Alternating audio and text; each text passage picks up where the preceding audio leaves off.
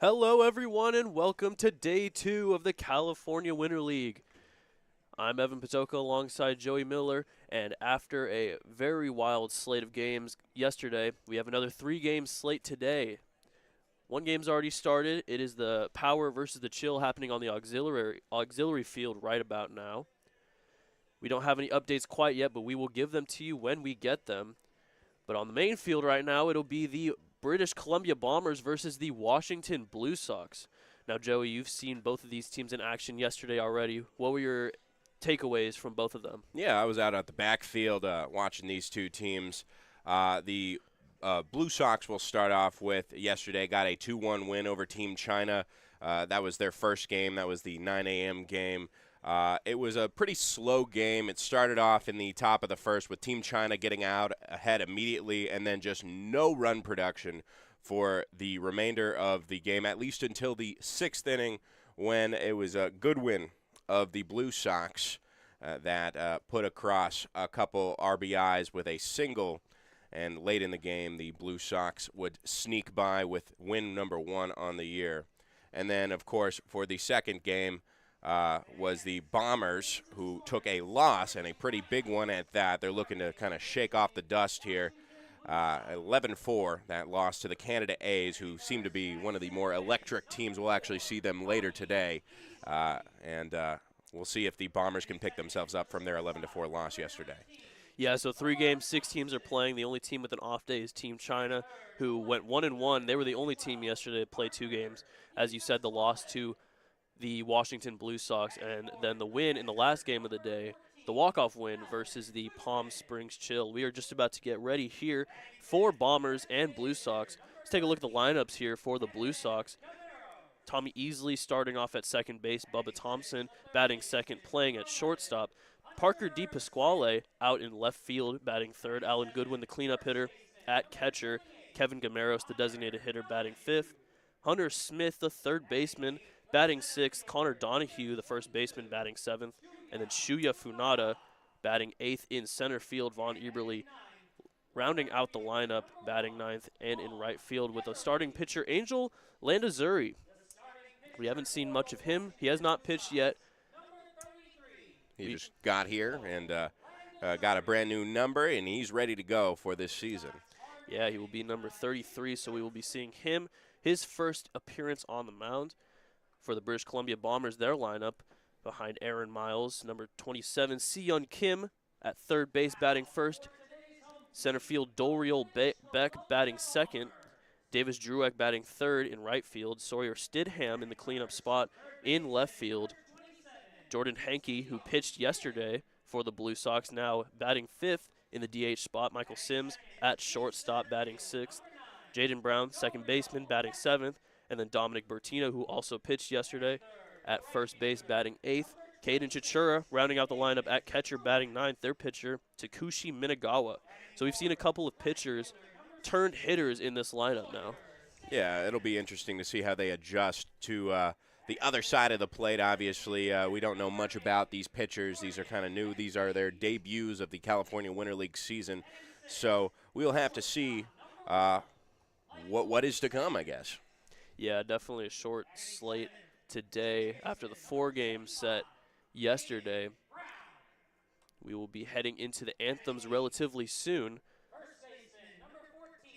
Just rounding out those lineups now, but Takushi Minagawa out of Japan will be kicking things off, and we haven't heard much about him. We haven't heard much about his arsenal, but right now he's got a tall task to face with this lineup, who did quite well yesterday, but we will see how that goes today. Yeah, obviously the game against China, it was really low scoring, but we did still see some offense, and then we saw some good pitching coming from the Blue Sox. The Bombers, on the other hand, pitching was a bit lackluster, giving up 11 runs, having a few guys out there that threw a lot of pitches in a short amount of time, but now everyone taking the field at the moment for the Bombers. As we are just about to get into the national anthems, we will be right back. When we get back after the anthems, it will be Bombers, Blue Sox.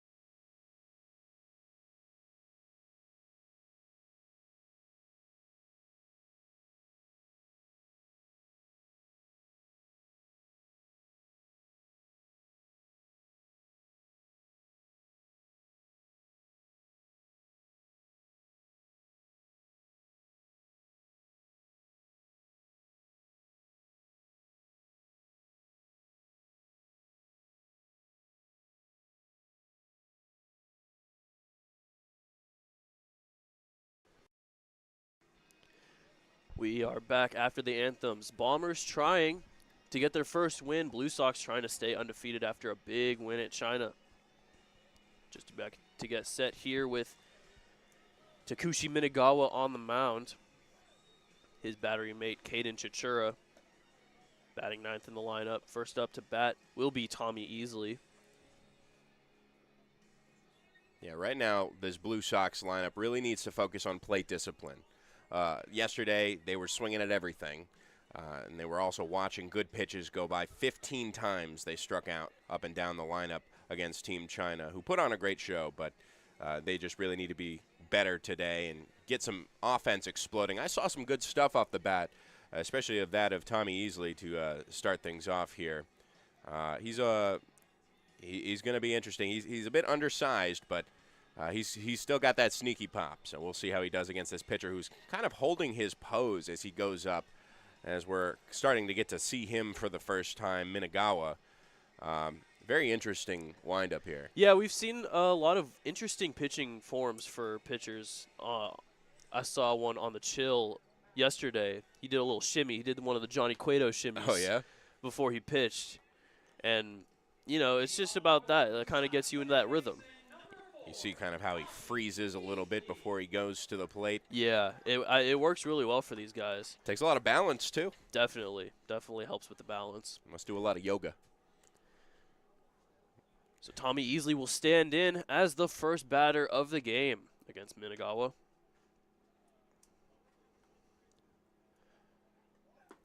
First pitch is in there for strike one. Tommy Easley last game went 1 for 2 with a strikeout in the Blue Sox win against China. A one pitch fouled right back to the screen, and it'll be 0-2.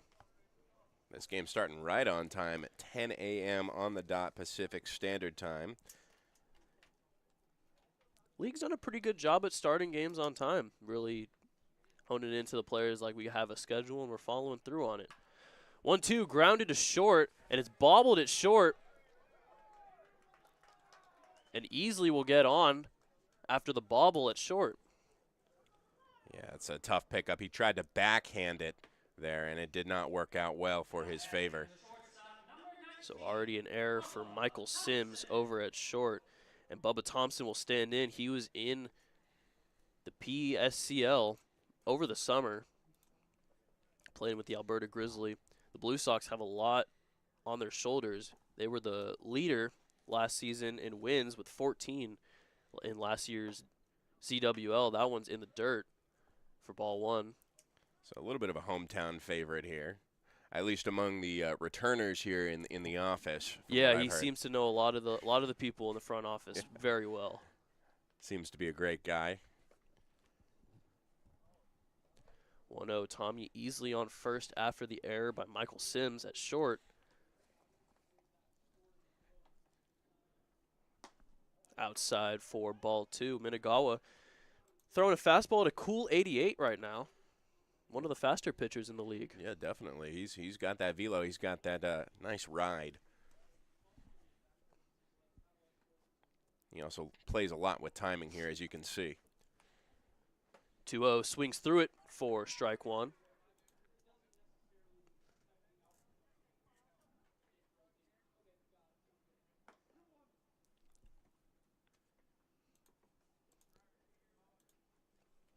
So 2-1 here. As you said, Minagawa really on top of his timing, but that one's just outside for ball three. Trying to get him to chase a little bit outside with that breaking pitch there. Not phased. Always a good opportunity to get up early here, if you can, Definitely. In any baseball game. Easily stepping off, but that'll be ball four outside, and now 2 on, no outs here for Parker De Pasquale, the left fielder, number 12. 1 for 3 with a run and a strikeout in the last game versus China. Now has a chance to put the Blue Sox on early. One base hit here would most likely score Easley, who's pretty fast on the base paths.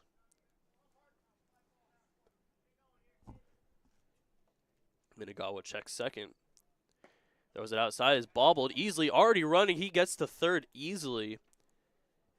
And now, first run of the game, 90 feet away. Yeah, and that'll be a pass ball there. That helps easily advance. Just a little bit of an error there from, not an error, but a pass ball from the catcher behind the plate here.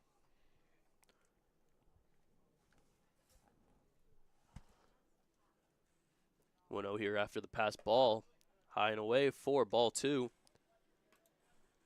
Minagawa really needing to throw some strikes here, especially with 2 on, no out, man on third.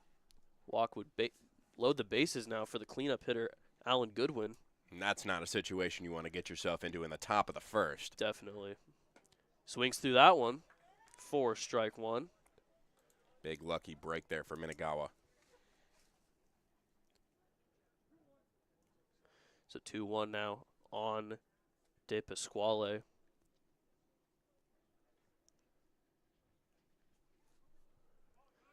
Going and making it is Bubba Thompson, his first stolen base of the season.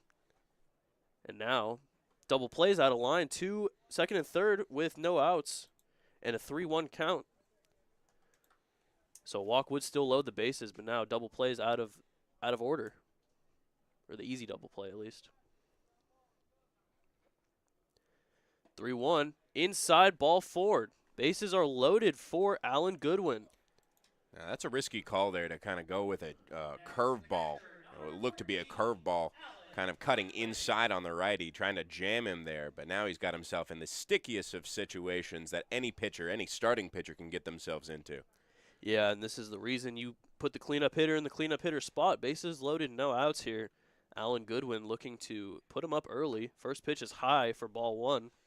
Well, he was certainly the hero yesterday, getting across those 2 runs on that big RBI single on the backfield. 2 runs were the only runs they scored, but it's all they needed, holding China to only 1 run. All that matters is who scores the most points Exactly. at the end of the game. Exactly. Runs, I should say.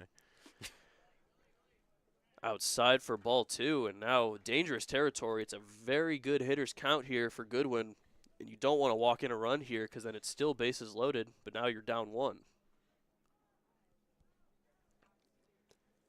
2-0 from Minagawa. High for ball 3. So Minagawa feeling the pressure here from the Blue Sox after that early error. 2 walks and 1 ball away from a third, walking in a run, giving up this lead here early in the first. 3-0 pitch is in the dirt. Ball 4. He walks in a run. Easily comes in to score. 3 straight walks here. And now Aaron Miles, the manager, coming in. I mean, you have to at this point. That's tough. That's a tough way to start. 3 straight walks after the E6 that started things here. Could have been 1 out easily, but not able to make the play correctly. I like what you said there, easily, and then Easley's the guy who scored. I don't know if you noticed that. But I'll pretend it was planned. Yeah, okay. Yeah, sure. So now it's Kevin Gameros stepping in, again with the bases loaded, no outs, after 3 straight walks here from Minagawa. Not able to get a pitch in the strike zone in this first inning. First pitch high and another ball. So that's a 7 straight balls here for Minagawa, and it's the rare 1 run without a hit for the Blue Sox. So he could still throw a no-hitter. Theoretically speaking, yeah. That is assuming he can get out of this inning right now.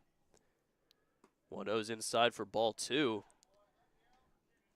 And we keep on saying this, the last thing you want to do is walk a run in, but like walking 2 runs in, 4 straight walks would be brutal, and they already have somebody warming in the bullpen right now. Nobody with catcher's gear out there, as Chichura is the only listed catcher. Outside, ball 3. And Minagawa, 9 straight balls here. Here facing this DH hitter, this is a righty on lefty matchup. Ideal spot here for Gameros. 3-0 pitch. just misses ball 4. He walks in another run. So Bubba Thompson will come in to score 4 straight walks and a 2-0 lead here without a hit for the Blue Sox.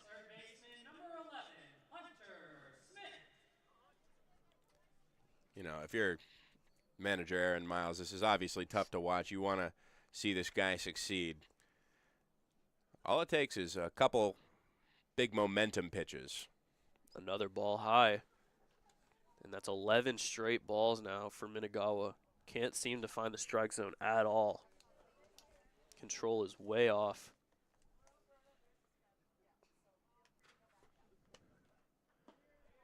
That's in there for strike 1. And maybe some pity claps from the fans downstairs. Well, it ends the streak for sure.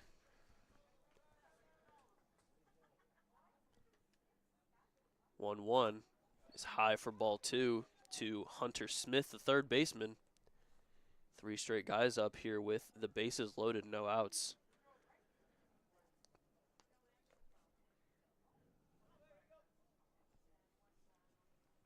Two one is in there for strike 2. You know, we talk about pitcher's mound being the loneliest place on earth. Absolutely. And I have a feeling that Minagawa was kind of feeling the pressure right now, especially being there with the bases loaded, having walked 4 straight already. Oh, 100%.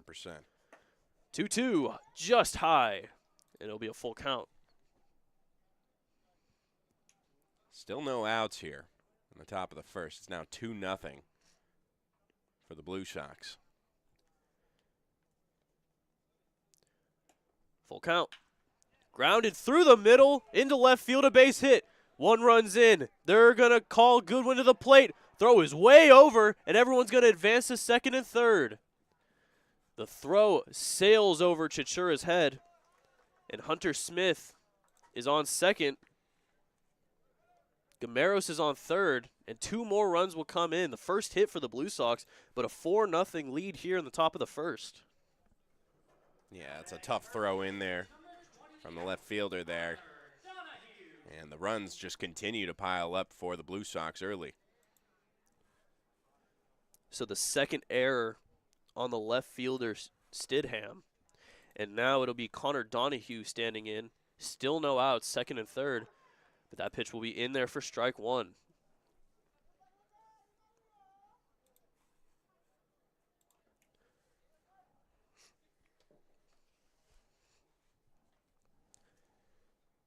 Curveball just high. And that'll be ball 1. So adding insult to injury is Hunter Smith. And the defense definitely isn't helping. Already 2 errors through not even a third of an inning. 1-1 outside for ball 2. Also, to bring back an earlier point, there goes the no-hitter. Yes. Yes. If that means anything at this point. With this 4-0 ball game. That's probably the last of Aaron Miles' concerns right now. I'm sure.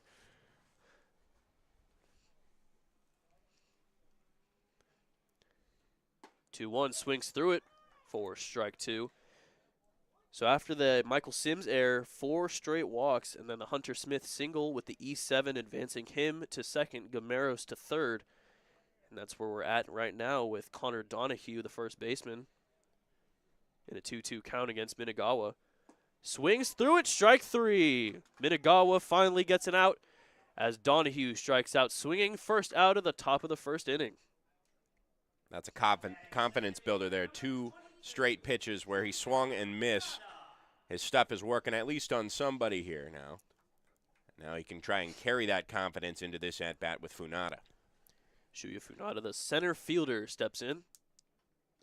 And that's going to get past Chichura. Here comes Gameros. He'll score. 5-0 here in the top of the first as Hunter Smith gets the third.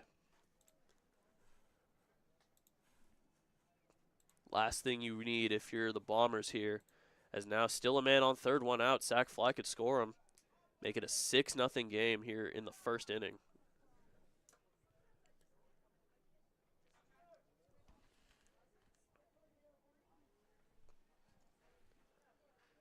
First pitch swings out of his shoes, and it'll be strike 1. Massive swing and a miss. Right now, working in the bullpen right now, by the way, is number 18, Ryuya Kato. So we might see him in a little bit. 1-1's in there for strike two. Minagawa was losing his velo a little bit on his last batter. Now back up to 87. Was dropping as much as 85 during those walks. That's what confidence does. 1-2. Curveball, swing, and that's a foul down the left field line. Just got a little early on the curveball, and it'll stay 1-2.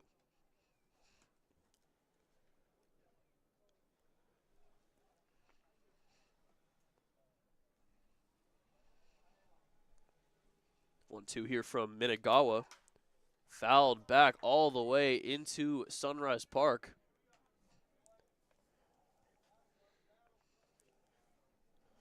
So Funada fighting off some pitches here. Really trying to get that hit to drive in Hunter Smith.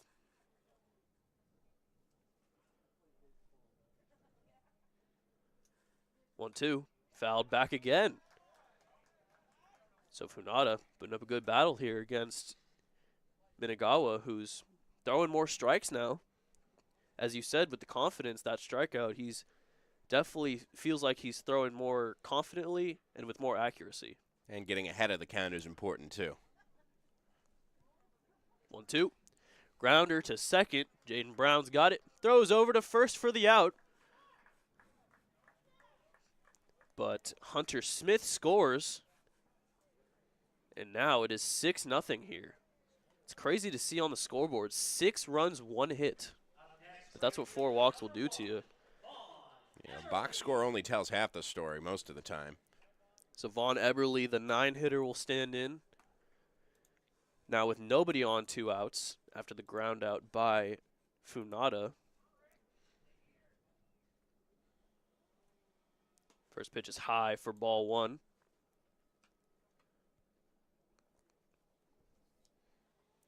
So we've seen the 1 through 6 hitters all score in this inning. Yeah, we're at the 9 spot now. 1 batter away from hitting around here in this first inning. Fouled back to the screen for strike 1. Eberle went 0 for 2 with 2 strikeouts. 2 of the 15 strikeouts by China in their game yesterday. But now it seems like everybody's walking. Curveball just misses, and it's 2-1. Yeah, that's 4 walks throughout this lineup so far, and of course the 1 hit. That's how we got here. And of course the error that started it off as well. 2-1 in there for strike 2. So Minagawa 1 strike away from finally getting out of this top of the first. There's no one warming up in the bullpen now, so this is Minagawa's inning to finish, but we don't know if he's going to stay for 2. Strike 3 swinging. Eberle goes down, and that'll end the top of the first, but 6 runs. Only on 1 hit, but we will head to the bottom of the first. 6-0 already, Blue Sox.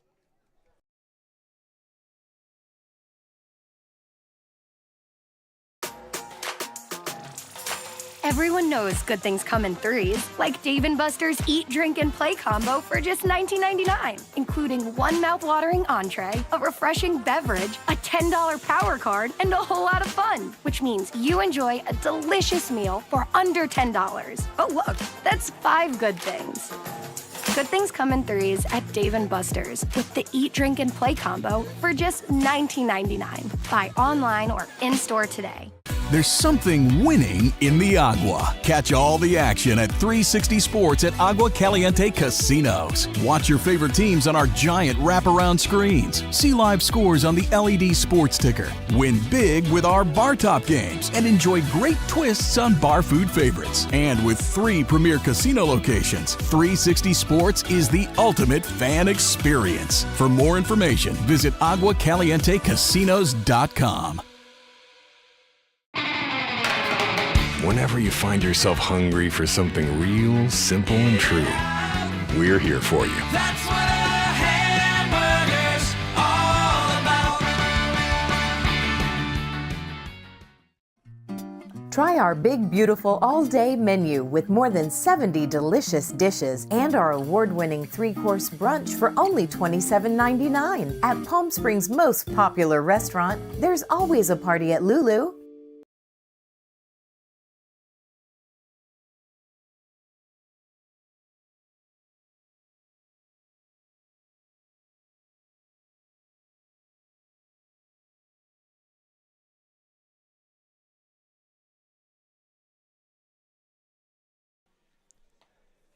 So a crazy first inning here for the Blue Sox. Angel Landazuri must be ecstatic with his offense, putting up 6 here in the top of the first. Pitching hasn't even needed to throw a pitch yet. He's got a 6-run lead. Yeah, that's great. And now all you got to do is stand tall and do exactly the opposite, ideally, of the unfortunate inning that Minagawa had in the top of the first. Si-Yun Kim leads it off for the Bombers. Landazuri's first pitch is grounded to short. Thompson has it, throws to first in time for out number 1. So 1 pitch, 1 out already for Landazuri. Easy work. You just trust your defense, and they get the job done. Can't ask for anything better. Keeps the pitch count down. So it's the Korean Doriol Beck, center fielder, batting second here from the left side. Landazuri already an out here. Grounded to second, past the dive of Easley, and Beck's going to go 2 after the misplay, and he'll get there easily. So Doriol Beck, stand-up double after the miscue in right center field.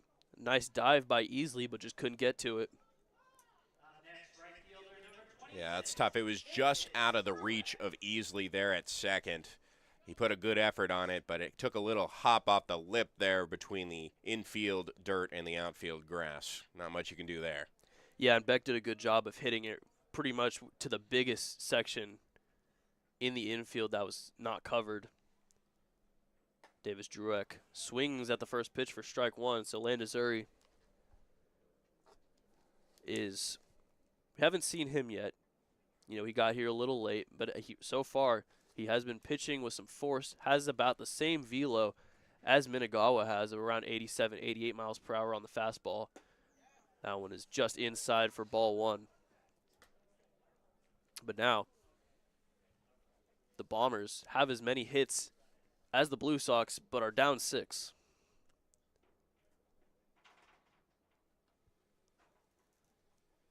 One. Beck faking running off of second. Pitch swings through it. Drueck's down 1-2.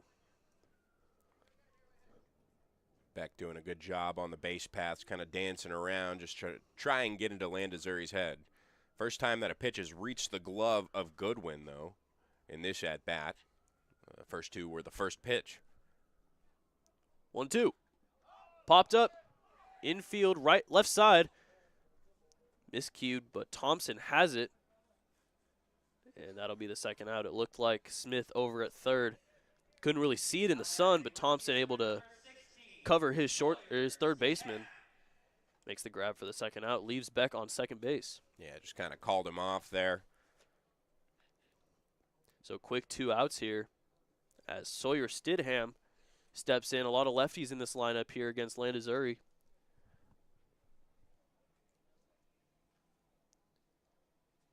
First pitch in there for strike 1 at 88. So we've seen ground out and a pop up to the shortstop for the 2 outs here. Doriol Beck with a double in between those, but definitely a quicker inning so far than Minagawa as Stidham swings through that one for strike 2.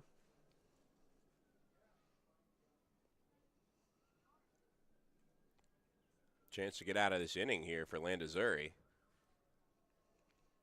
Looks like he's pitching with that confidence, like he has a 6-run lead.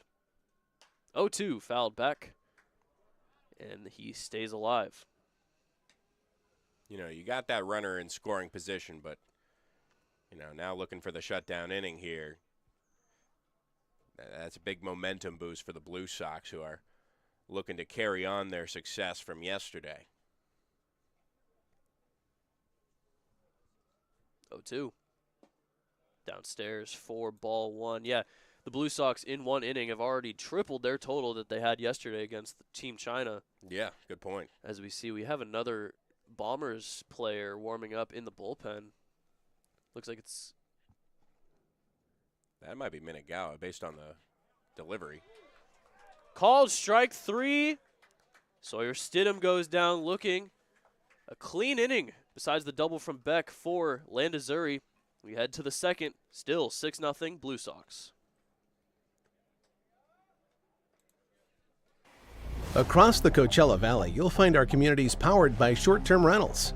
These rentals bring visitors and dollars to the region. Whether attending events, checking out the art scene, or dining at restaurants, when they spend money, we all score. The nearly $1 billion impact of short-term vacation rentals generates tax revenues that fund police, firefighters, education, and many other programs that improve our daily lives. To learn why short-term rentals are a grand slam for the home team, visit onecv.org. Family setting, you know, we come and we get into conversation, and it's comfortable here is what I guess I'll say. It's comfortable. The hot cocoa has whipped cream and sprinkles in the whipped cream in the hot cocoa. Very family oriented. You know, they cater to the kids. They got the coloring books and crayons, and they have kid-sized stuff about almost for everything that you would want. So young and old, everybody can enjoy it. It's the best. Made from scratch memories. Elmer's. How do you define adventure? Riding the world's largest rotating tram car? Taking in SoCal's awe-inspiring views? Exploring over 50 miles of pristine wilderness? Enjoying casual or fine dining at 8,500 feet? Discovering our history? Experiencing our scenic trails? Getting that perfect souvenir? Whatever your adventure, you'll find it at the Palm Springs Aerial Tramway. Adventure at its peak. Begin your adventure at pstramway.com.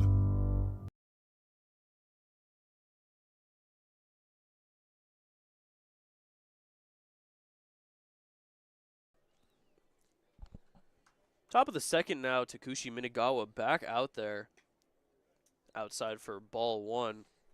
So after giving up those 6 runs, Aaron Miles seemed to trust him for another inning. Those last 3 batters he faced, Eberle, Funada, and Donahue, did all get out, so maybe that is a confidence boost for him. Fouled off to the right side for strike 1. Yeah, I mean, he's obviously seen the entire lineup now, Minagawa has. And now he has a chance at round number 2 here, as they say in inning 2. Tommy Easley started off the first inning. It's a grounder to third, bobbled, picks it up, throws it to first, and he gets Easley for the first out. So quick first out here in the second inning as Bubba Thompson will stand in once again. No, that was a wonderful play there by Kim, who we saw in batting practice when they were practicing. One of the really talented hot corners we're going to see in this league, and that was a great play, great pickup there after that little bobble mistake. So great play there. Bubba Thompson stands in, takes a high fastball for ball 1. And especially in a league with a lot of pull hitters and a lot of righties, you want somebody good in that hot corner. Aaron Miles has got something special there. Curveball is down for ball 2. Bubba Thompson walked the first of 4 walks in the first inning. Came around and scored. Outside for ball 3. And you don't want to go back to your walking ways here if you're Minagawa, especially after 4 straight outs. Well, not now, and typically not ever if you're a pitcher. Yeah, definitely. Bubba Thompson started his walk, but that's in there for a strike, and it's 3-1.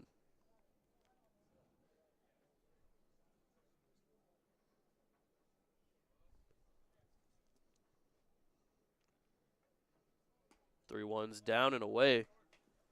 Gets past Chichura. And Bubba Thompson looked like he was rounding first. They show a lot of good hustle down to first base. Something you don't really see at higher levels typically, but it's conditioned here that you should be hustling to first, especially if the ball gets away. A chance to get into scoring position with only one out here would be ideal, and now he's going to do just that, standing at first, Bubba Thompson. Parker De Pasquale, the second of the 4 straight walks in the first, now up, and that's down 4, ball 1. Bubba Thompson on first, stole second last time he was on. See if he does that again here. And yet to record an official at bat today with those 2 walks. Still 0 for 0. 1-0. Grounder, that gets past Kim at third into left field. So a base hit for Parker De Pasquale. Only the second hit from the Blue Sox in this game, but now 2 on, 1 out, and Minagawa's in trouble yet again. Yeah, that's just a nice clean hit there. Gets through the hole between short and third. And that's all you can ask for here. Yeah, I think if you're the Blue Sox, you want to really just run up the scoreboard as much as you can. Obviously, for the offensive stat side of things, utilize that outfield. Haven't seen too many balls get to the outfield, aside from those ground balls that get past the infield. First pitch to Alan Goodwin is high for ball 1. So 2 on here with 1 out. Minagawa already given up 6 runs.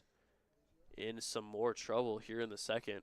But Aaron Miles, no one in the bullpen, so it looks like he's just going to keep him out there. Yeah, typically about 2 to 3 innings per pitcher is the standard here. Fly ball, left field. Stidham under it.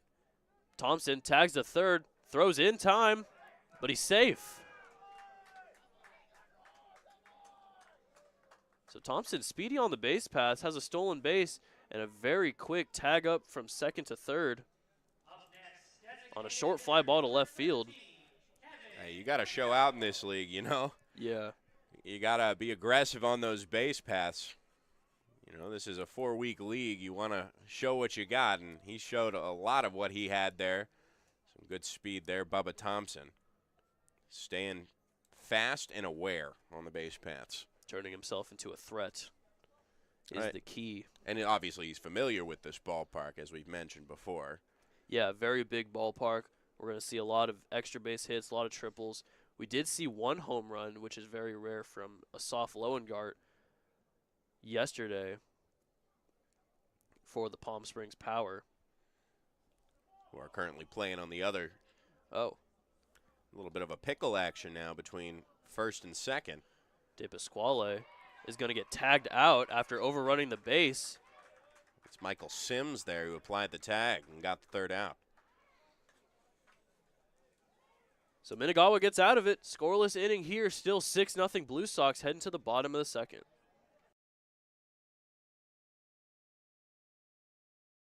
Outdoor living in the Coachella Valley is spectacular, and Tessera is the premier builder of outdoor living spaces in the desert. Nobody does it better than Tessera. From one end of this valley to the other, from Palm Springs to Rancho Mirage, Palm Desert, to Indio and La Quinta. For 35 years, we've created the ultimate in outdoor living, landscaping, pools, and patios, so you and your family can enjoy each other. Live well. Live Tessera. Whether you're building, landscaping, renovating, refreshing, or simply researching, rent the right size tools for your size jobs. In store, online, or in-app at Sunbelt Rentals, where tools rule.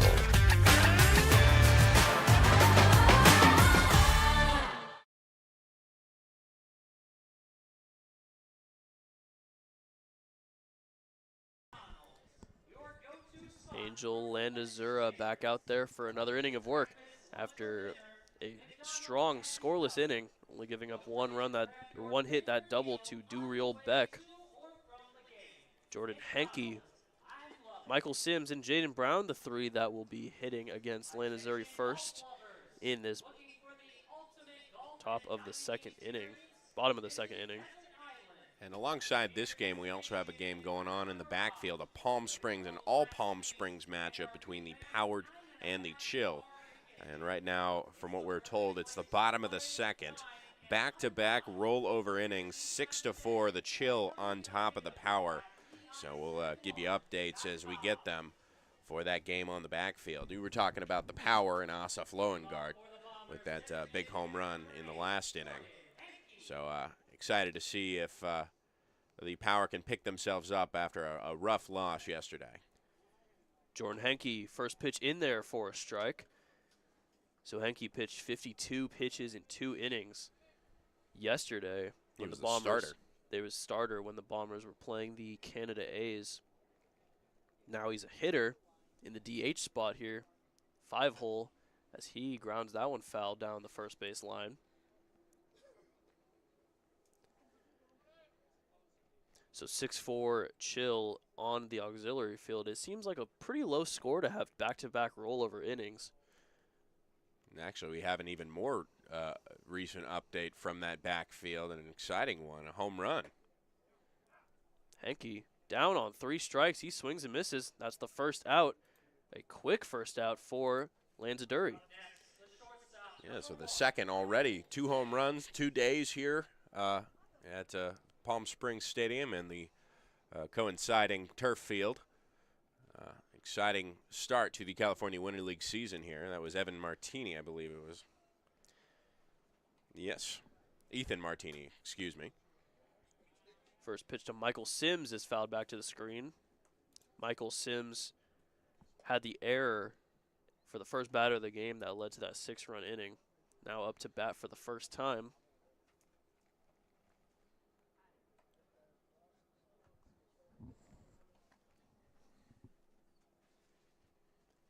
Oh, 1. Popped up. Right field, and that'll drop in for a base hit. Michael Sims, second hit of the game for the Bombers, and he's on with 1 out. Beautiful little bloop single there, utilizing that big outfield out there in right field. Really had no chance of it, was the right fielder there, or Eberle. Yeah, Eberle was playing way back. And I think that's what you have to do as an offense, you know, with that big outfield. Hit it where they ain't. Yeah, and it's easier to move in on a ball for the defensive alignment than it is to move back. So no fault there to Eberle out there in right field. Throw back to first. Michael Sims gets back pretty easily. Jaden Brown stands in, the second baseman.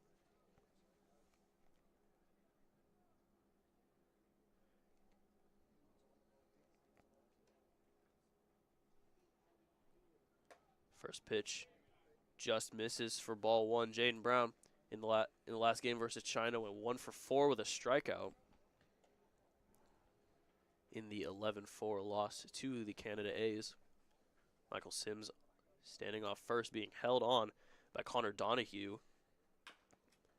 Grounder to third. Smith's got it. Throw to second for 1. On to first. Brown gets there safely. So a fielder's choice. Sims gets out at second, but Brown able to make it at first, and there's 2 outs.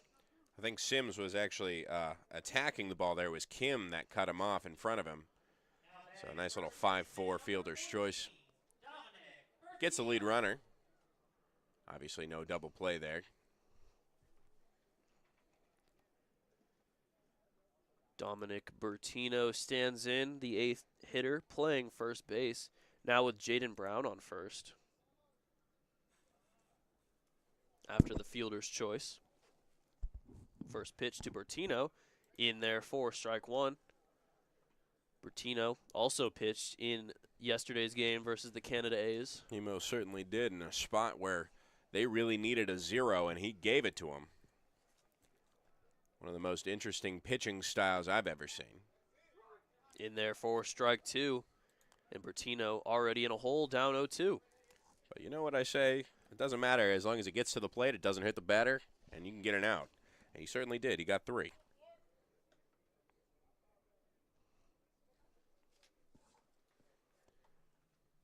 Swing and a miss, down on 3 strikes is Bertino. And another scoreless inning for Landazuri. We will head to the top of the third. Still 6-0 Blue Sox.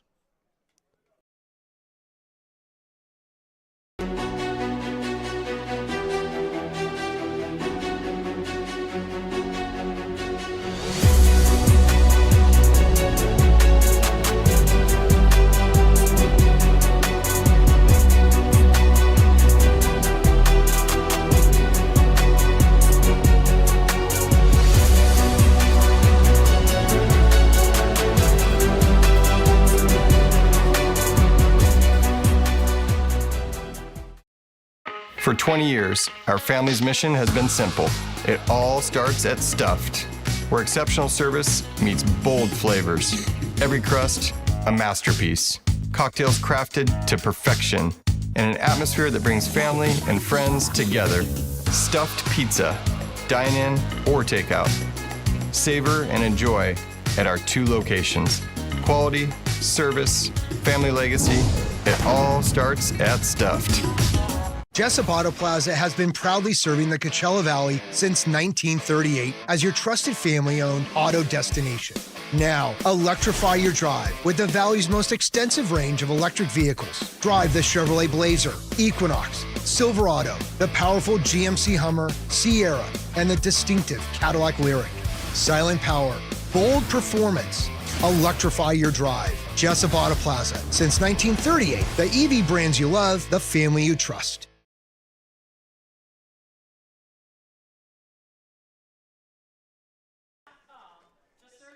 Top of the third, and we have a new pitcher for the Bombers. It's Ryuya Kato. So, Minagawa, even with that scoreless inning, still gives up 6 runs, 5 walks, a couple of base hits. And it is still 6-0 Blue Sox here. Somebody is warming up in the Blue Sox bullpen. It seems to be Aoi Nakaza.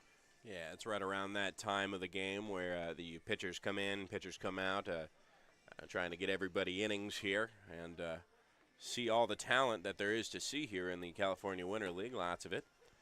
And Ryuya Kato out of Bakersfield, California will give it a shot here, the right-handed pitcher, to face this kind of middle part of the lineup, who has obviously done quite well, 6-0, the Blue Sox on top of the Bombers. Yeah, he will face off against Kevin Gameros, Hunter Smith, and Connor Donahue here in this third inning. Gameros was the 4th walk of the game for the Blue Sox. Designated hitter from the left side.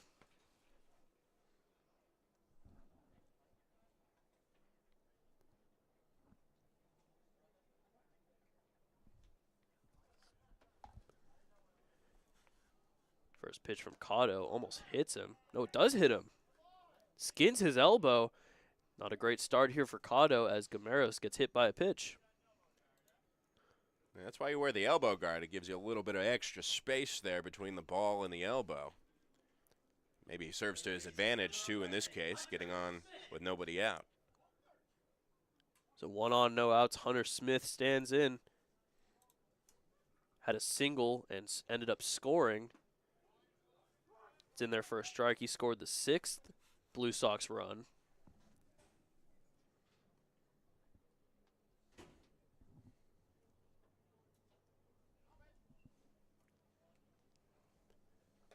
Oh, 1 gets away, and Gameros will get to second easily.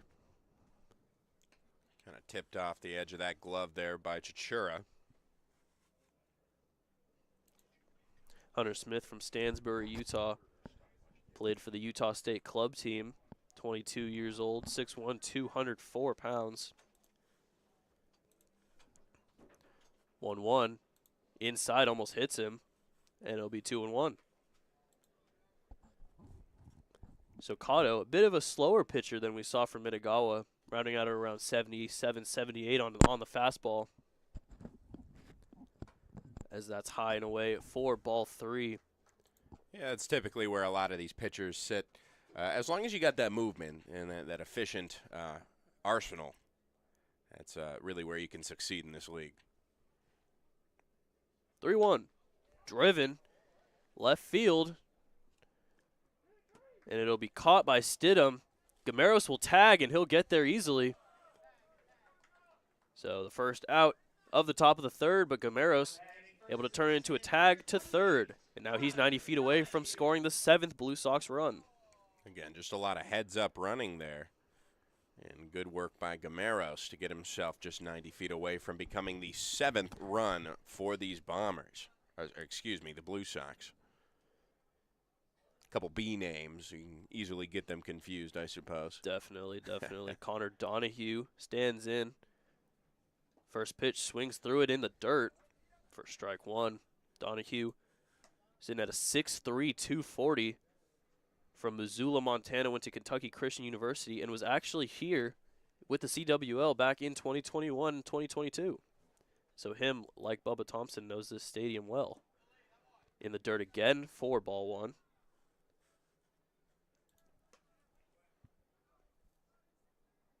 Well, when you got beautiful weather like this in January, how do you not come back?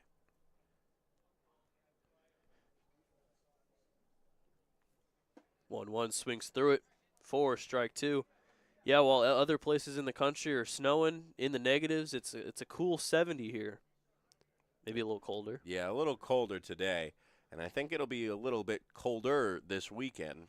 Don't let that deter you from coming out to the ballpark. We want to see you out here. 1-2 swings through it for strike three. First strikeout of the day for Cotto, and there are now 2 outs here with a runner on third.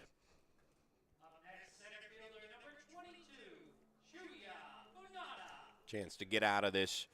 I wouldn't call it a jam, but with the leadoff hit by pitch, picking himself up is Cotto right now. Shuya Funada is up, takes a high ball. Funada grounded to second base, ended up driving in the 6th Blue Sox run, which was Hunter Smith. That was a chance to drive in another one. That's drilled but foul. So we saw Funada getting ahead of one in his last at-bat. Gets ahead of one in this one as well. I really like his color combo attire that he shows up with. The red helmet, the red long sleeve, the high red sanitaries contrasting with that blue jersey. Kind of looks like Spider-Man out there. In the dirt for ball two. Yeah, we've seen a lot of these players just kind of play with whatever they got. You know, you only get a uniform, and you only gotta kind of fix yourself up from there. But the red does really complement him well. You look good, you play good, I suppose. 2-1 popped up left center field. Stidham calls it, makes the catch, and that's the third out. We head to the bottom of the third inning. Blue Sox still up by 6.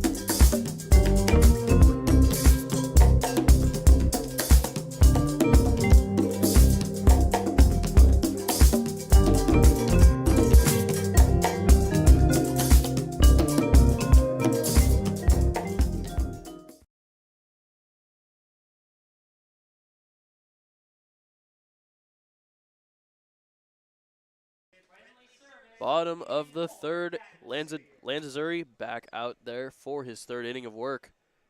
Going to be facing off against Caden Chichura, and then back to the top of the lineup with Kim and Beck. Lanzazuri doing a really good job so far in these 2 innings. Yeah, only 2 hits given up, and he's got himself a couple strikeouts from the last frame. 3 total on the day so far in those first 2 innings. Getting out of these innings and putting up a couple donuts, that's all you can ask for when your team is up 6-0 here in the bottom of the third. And it definitely takes pressure off of the offense, knowing that you have a pitcher that can put zeros on the board, gives you less of a – well, you of course you want to score runs, but – always. First pitch to Chichura, outside for ball 1.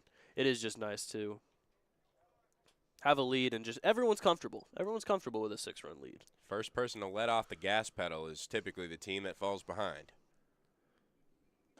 Swings through that one for strike one. Chichura, the sole catcher on the Bombers roster right now. Holding it down. Swings through that one for strike two. Yeah, Chichura, with a lot of teams having two catchers, both of these teams have only one listed on the roster, Chichura, and then Alan Goodwin on the other side. So both of them really holding it down. A lot of battery mates inside for ball two. So if you got a kid coming up the ranks, train him to be a catcher. You'll have a better chance of getting them on a roster. Apparently. There's a shortage, apparently. Chichura, 21 years old from Inglewood, Ohio. 2-2, just outside, and it's a full count. Rocking with the no batting gloves here, too. I respect it. But as a catcher, you want to protect those hands as well.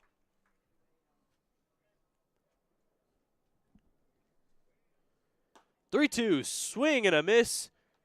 Chichura strikes out. Lanzaduri getting through the lineup pretty easily here, and there's one out in the third. Now we'll get to see the top of the lineup again. Si-Young Kim grounded to short on the first pitch in the bottom of the first inning. First pitch here is in there for strike one.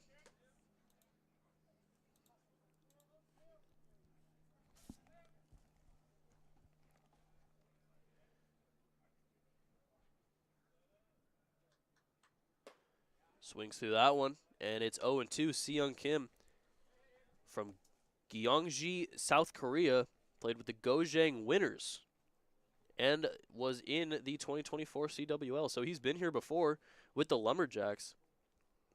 Lumberjacks went 10-7 last CWL. Outside for ball one. Obviously, the Lumberjacks no longer, at least for this season, with the addition of Team China. They were the odd team out yes. in this one, the only team that didn't come back this season. In there for strike three, Lanzaduri with the breaking ball stuns Kim, and he goes down looking. Great back-to-back Ks for his third inning of work. That's 3 straight as well. So Lanzaduri, you said 3 straight, 5 strikeouts in total now. In 2 2/3 innings, 2 outs, bases empty, looking to get the first 1-2-3 inning of the ball game, as that's in there for a strike. Doriel Beck kind of has this slap hit mentality. I've seen his swing before. Swings through that one for strike two. Very similar to that of what they teach overseas in some of the countries like Korea and Japan. Similar to that of like the hitting style of Ichiro to get on base over the power hitting home runs. In there, strike three. Lanzaduri strikes out the side. We head to the top of the fourth. Lanzaduri dealing. Still 6-0 Blue Sox.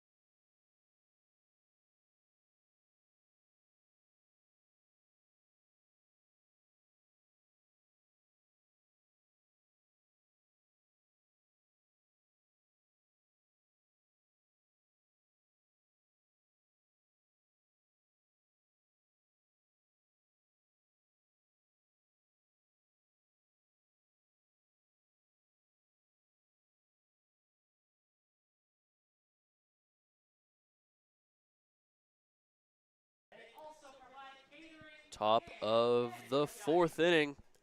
Manager Jimmy Johnson up 6, looking to make some changes here as the leadoff hitter, instead of Vaughn Eberle, will now be Hiroto Kono. This is typically the poignant inning for where all the defensive and offensive changes come about. A lot of talent throughout the roster. You want to see it all. Kind of like the lines that you see in hockey. The first line and the second line. They switch them off between games.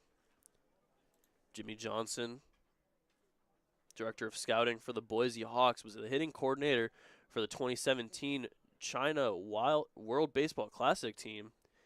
So he definitely knows Team China well whenever they play each other. But Hiroto Kono will stand in for the Blue Sox. Ryuya Kato back in there for another inning of work after a scoreless frame. First pitch from him is outside for ball one. Should be a straight swap for Vaughn Eberle, who finishes the day 0-1 with a strikeout swinging. Swings through that one, gets by, but it's strike one.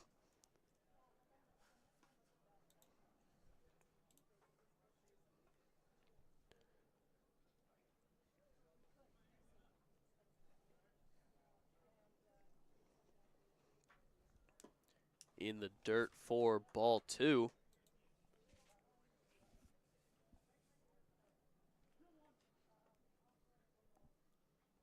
So Hiroto Kono from Japan. That's high for ball three. A lot of Japanese guys in this league. A lot of guys from Asia.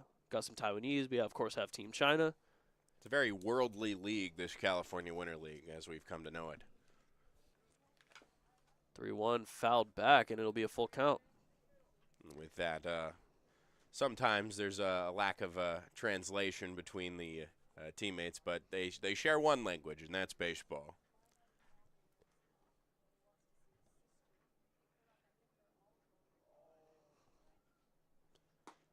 Outside, ball four. So Hiroto Kono, pinch hitting for Eberle, walks. And now the leadoff man is on here.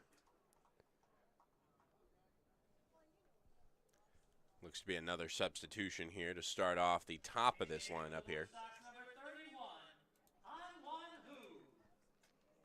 It's going to be who? It'll be Han Wan Hu. Save your Abbott and Costello jokes for later, folks.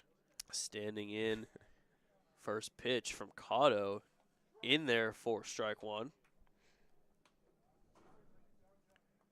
And actually, who will not be on first, who will be on second, starting the top, or the next frame, the next half frame. In there for strike two. As you said, he will be at second, replacing Tommy Easley, who in his two at-bats reached on an error, grounded out to third. That's outside, and it'll be 1-2.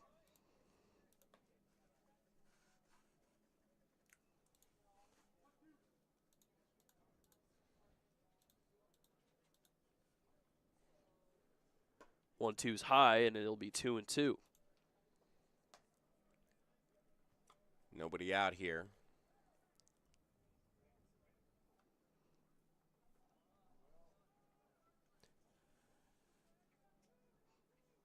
2-2 swings through it for strike three. So Han Wan Hu strikes out for the first out here in the top of the fourth inning.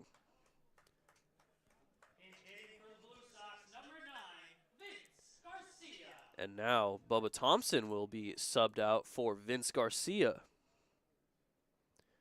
So as we said, a lot of subs coming in here in the top of the fourth, especially in that top of the lineup, especially when you're up 6-0. First pitch inside to Garcia for ball one. So many subs, we might as well call this a Jimmy John's, right? Thank you. I'll be here all week. 1-1's fouled back to the park. 1-0 is fouled back to the park, and now it's 1-1. Taking a look at the other field, the auxiliary field game between the Power and the Chill. Chill still winning. If that game holds, both teams will be at 1-1 on this season. 1-1's high for ball two.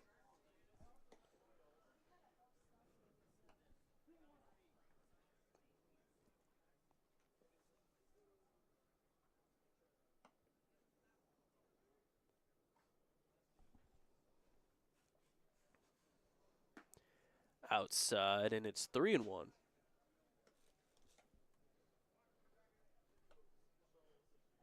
So Vince Garcia, not too far away from Anaheim, California, went to Fullerton Junior College and was at the Cal State Fullerton Club baseball. He swings through that one, and it's a full count. He was also here last year for the California Winter League, so a lot of returners. A lot of people, a lot of players that know this ballpark really well, know the ins and outs of how to play on it. Know these coaches for sure. Runner goes, and that's into right field, and that'll drop in a fair ball.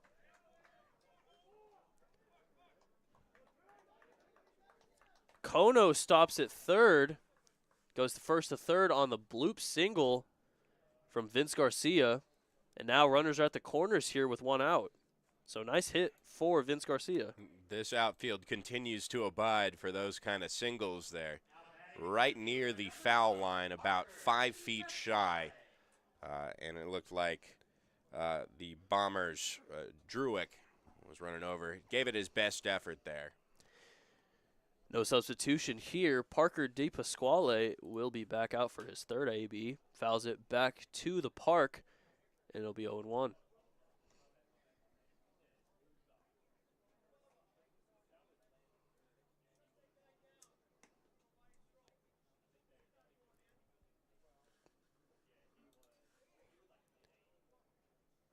A 1 fouled back to the screen, and it's 0-2, so DePasquale swinging early here against Cotto after that single for Vince Garcia. Kind of an off-balance swing there. He fell over, but he got a good piece of it. Blue Sox looking to extend their lead. A walk and a single. A little high for ball one. 6-0 the score, by the way. The Blue Sox over the Bombers currently. Everything scored in that first inning. Fouled back to the screen again. Fighting it off well is DePasquale. 6 runs, only 5 hits between the both teams, and 2 errors on the side of the Bombers. Both of them coming in that first inning. It was a very wild first inning, but we haven't seen much of anything crazy since then. You're only in the top of the 4th. That one's outside for ball 2. Well, you know, when your stuff's not on, your stuff's not on. There will be another day. And you really can't shame Minagawa at all. You know, it's his first appearance. He will have others. 2-2 fouled off again. Good fight here from DePasquale against Cotto, who's really looking to get a double play in order here, or at least get one out.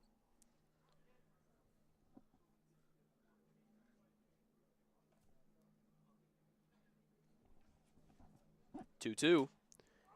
That one's fair, but it's into right field. Druitt catches it. No tag from Kono, as that's a really good throw from Druitt out and right. He probably would have been out. Yeah, as that'll be the second out. Froze him there. Nice throw there by Druitt. So Alan Goodwin comes in for his third AB. Walked in the first inning, flew out to left in the second. Has scored a run, scored the 4th run of the game for the Blue Sox. Looking to extend their lead here. First pitch is in there for strike 1 from Cotto. Yeah, Goodwin getting the easy RBI on a walk. Bases loaded walk. That's his 3rd on the season so far in these past 2 games. We've been talking about returners. Goodwin is also a returner from Greeley, Colorado, home of the University of Northern Colorado. The Division I program. And I believe the Big Sky, they might be moving, though. Grounder foul down the third baseline. He was also with the Florence Yalls and played at the University of Valley Forge. 25 years old, 6'1", 205. Showed up day 1 in a suit. He was ready to get to work. 0-2 popped up on the infield. Sims standing back. Going to call for it. He'll make the catch for the 3rd out. So another 0 on the scoreboard, but still the 6-run lead from the Blue Sox heading to the bottom of the 4th.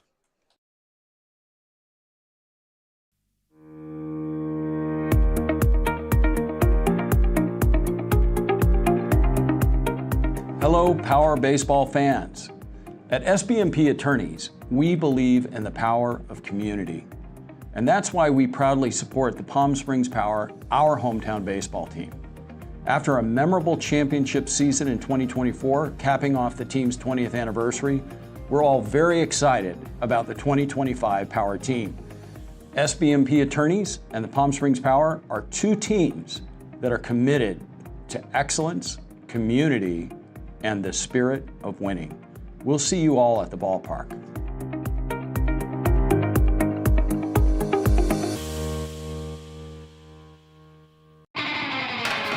Think of the highest quality you can imagine. Now, think higher.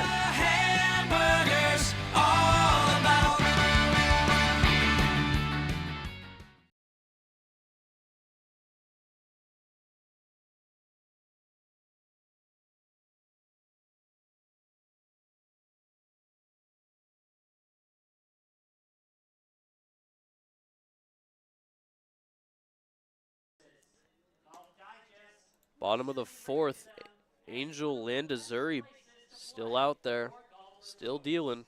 Struck out the side in the last inning. Two looking on two really nasty curveballs. And then the one swinging to Caden Chachuri. He's going to be facing off against Davis Drueck, Sawyer Stidham, and Jordan Henke to start this bottom of the fourth. Defensively, Kevin Consolazio is at first base now, replacing Connor Donahue, and he will be due up third in the batting order in the top of the fifth. But for now, Davis Drueck, who saved a run potentially with that really good throw from right field in the last inning. Doesn't look like Kono was going to tag from the start, but still the throw really mitigated the damage. First pitch from Landazuri is just high for ball one.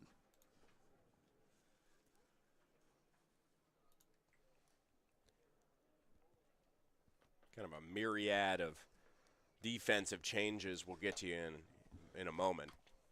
Outside for ball two. But this is the coveted fourth inning where we have to shift everybody up here and tell you about them. Check swing, he did go, and it's 2-1. We saw a couple of those changes in the lineup in the top of this inning. But I believe there is a new guy at third that we have not seen yet. Drilled foul. Might hit the back parking lot. Watch out, your car's over there. That was crushed. Good piece of contact there. We have a guy warming in the Bombers bullpen. It looks like it's going to be Sinkun Yun,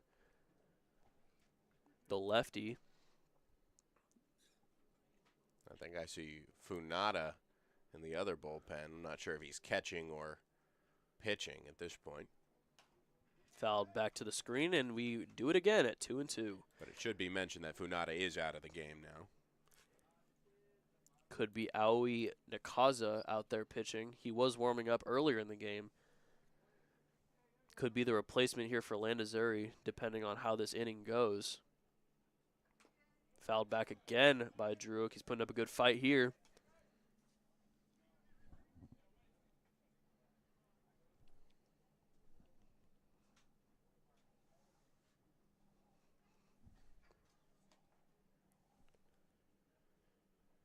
Still 2-2. Multiple foul balls.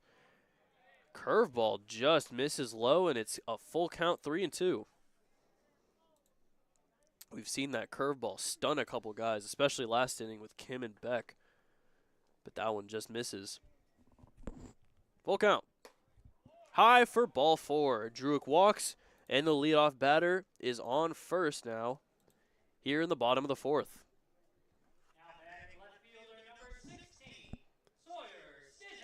Sawyer Stidham will stand in, 24-year-old from Corona, California, so he is a California native. Went to Riverside City College and Westcliff University. Runner on first, no outs. Short grounder to second, throw to short for one. Can't get the second out at first. Stidham's too fast. It'll be a fielder's choice. Gets the lead out at second, though. There's one out here in the bottom of the fourth. Well executed, though, with the new additions. Vince Garcia at shortstop and Who at second. As we've already made that joke in the prior half frame.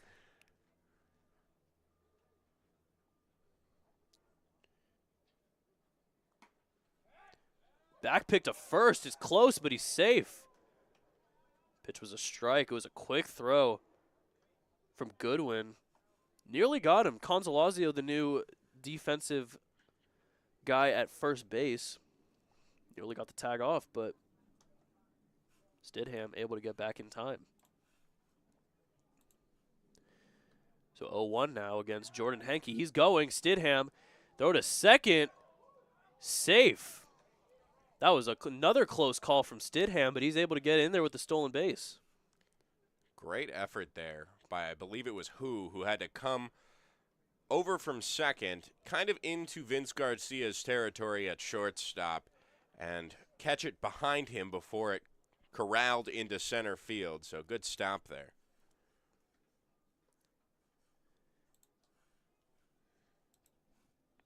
Jordan Henke facing an 0-2 here. One out, man on second after the stolen base. He'll take it high for ball one.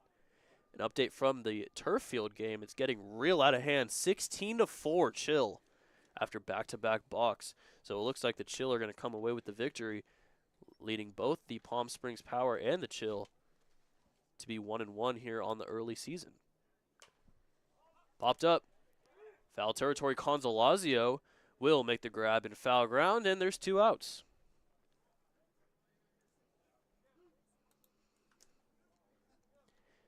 That'll bring up Michael Sims. Michael Sims, his first AB, hit a single.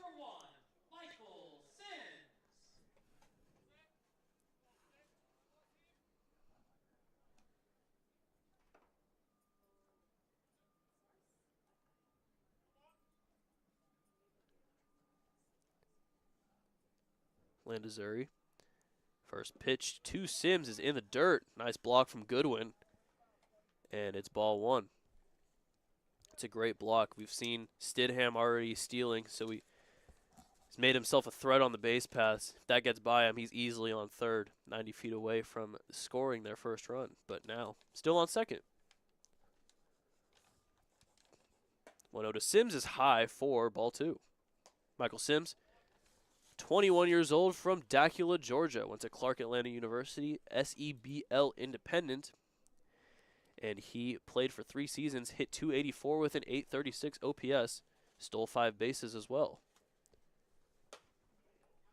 Check swing to first, and he did go, so it'll be 2-1. So Michael Sims stole 5 bases. He is a threat on the base paths as well.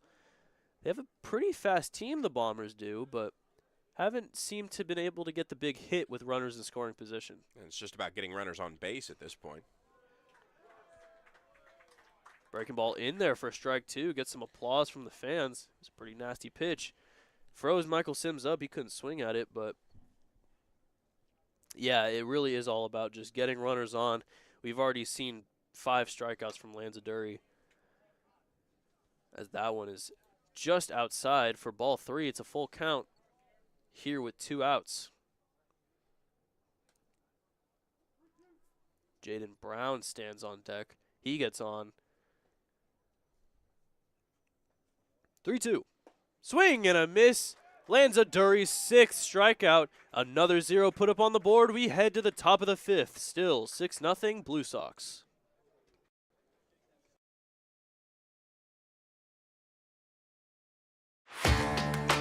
Whether you're building, landscaping, renovating, refreshing, or simply researching, rent the right size tools for your size jobs. In store, online, or in app at Sunbelt Rentals, where tools rule.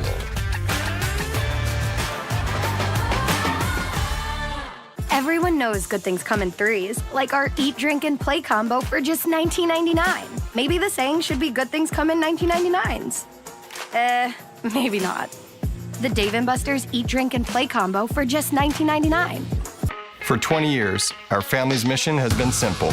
It all starts at Stuffed, where exceptional service meets bold flavors.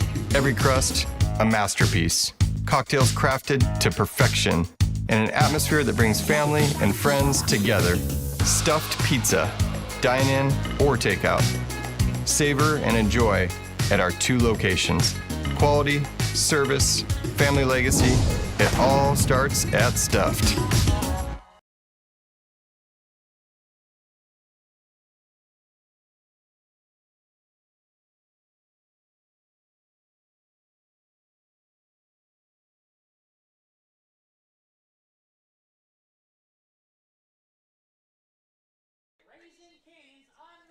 We are here for the top of the 5th inning. There's a new pitcher in for the Bombers, Sin Kun Yun, coming out of Seongju-gun, South Korea. He played in the Kansai League and the Yeoncheon Miracle. 30 years old, 5'8", 176. Pitching from the left side, first lefty pitcher we've seen today. Kind of like how he leans back and then fires. Kind of reminds me a little bit of how Tim Lincecum used to do it back in the day. Of course, from the other side, the right-handed side, southpaw pitcher now, getting ready to face off against a lefty to start things off here for the Blue Sox, who have just had an excellent day so far, except 3 straight innings of no scores. That first inning has proven to be their saving grace right now. All they needed, and they got 6 of them. And that's kind of the trend too. Yeah. The first game. Sorry to cut you off, by the way. The first game they scored, or rather they had the other team score in the top of the first, and the Blue Sox did not score until later on in the game. So it seems like those middle innings is where at least, and I'm making an assumption off of 2 games here, is that they struggle in those middle innings to produce run support for their pitcher. But their pitcher seems to be doing just fine. Landazuri, an excellent 4 innings to start off this game. There are 2 guys warming up in the Blue Sox bullpen. One of them is Aoi Nakaza. The other one we aren't sure of yet. We'll get you that information, though, when we get it. Kevin Gameros, though, stands in as the first hitter. It'll be Gameros, Hunter Smith, and Kevin Consolazio, who was a defensive substitution for Connor Donahue, facing it off here against Sin Kun Yun, starting off already with a lefty-lefty matchup. Gameros spikes one in the dirt. That'll be ball 1.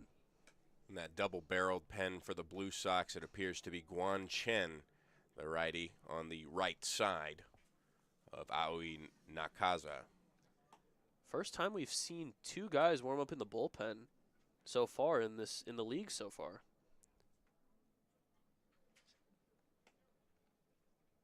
See one of them next inning. High for ball 2, but it seems like Lanzaduri's day is done, but he really was dealing 7 strikeouts.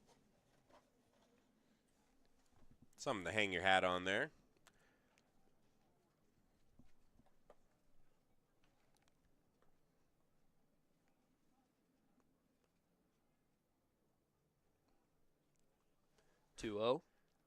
Swings through that one. Yun is a bit of a slower pitcher. That one only coming in at around 63 miles per hour. The windup slow as well. I mean, that was a, 5-second windup. He just froze, stared at him. Almost stared into his soul there. Just enticing Gameros to swing at it. 2-1 here to Gameros in the lefty-lefty matchup, as that one's high for ball 3. We were able to see Cotto pitch a little slower, and I think it might have messed with the Blue Sox timing. They were used to seeing the 87, 88 from Minagawa, and they were able to kind of capitalize on that. But since then, we've just seen slower and slower pitchers from the Bombers, and it's been working out well, putting up zeros in the next 3 innings. 3-1. Just misses ball 4, so Gameros walks again. His second walk still has not recorded an at-bat with two walks and a hit by pitch as he is leading off on first. On-base percentage is going up, though, I can tell you that. As a DH, that's all you can ask for. So it'll be Angus State subbing in here for Hunter Smith. His first at-bat of the game. Will also be subbing in at third base.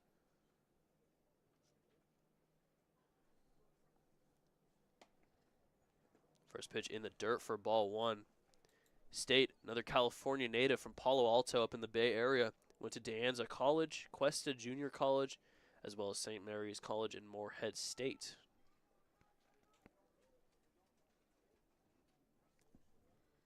Yun looking at the guy at first, but he hits him. So Angus State gets on after the hit by pitch. Gameros will go to second, and it is trouble again with the walks and the hit by pitches here for the Bombers. Walks was what really haunted them in that first inning. 4 of them walked in 2 runs. Kevin Consolazio will stand in. Yeah, free bases is, as we've seen, never a good thing. That's how the 6-run rally in the first inning happened.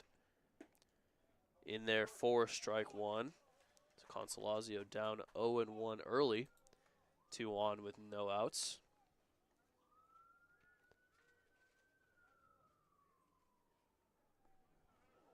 That one's over the head of Chichura. And the base runners will take second and third. Gameros and State. Clear as day, wild pitch there. Way over the head of Chichura. He had no chance at it. Gets off the back screen. And now it's second and third. Double plays out of order here. Still no outs. So Consolazio has a chance to extend their lead here. Popped up, foul ground, looks like it's in territory. Kim and Chichura, and it'll be Chichura making the catch for the first out. A big out there. Yun really needed that one. Great catch there on the backhand by Chichura, ranging back towards the screen, close to the Bombers' dugout there. Good out there. So it'll be Nico Diaz standing in for Shuya Funada. So just more and more substitutions from Jimmy Johnson and the Blue Sox, as Nico Diaz will be standing from the left side. Another lefty-lefty matchup. First one for Gameros, he walked. Then the hit by pitch by Angus State. Now the pop-up to Chichura. First pitch to Nico Diaz is just inside for ball one. That's a tough call there. Good pitch, coming in at 59.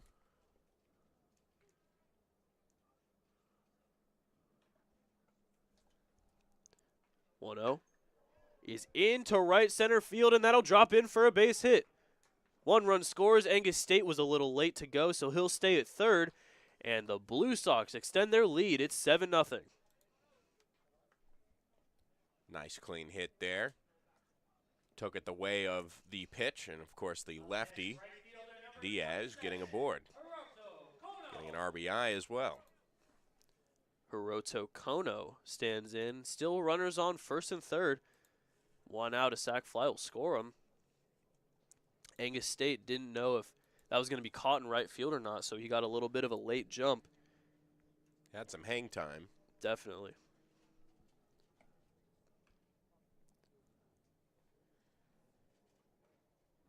Hiroto Kono will take strike one. He walked in his last at-bat.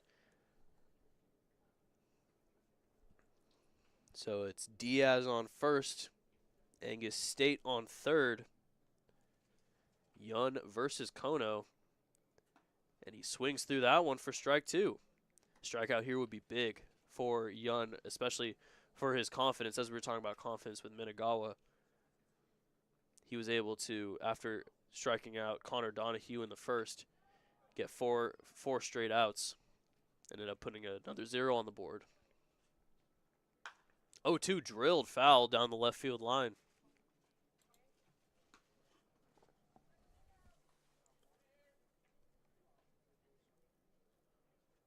Right now just wanting to find the zone here.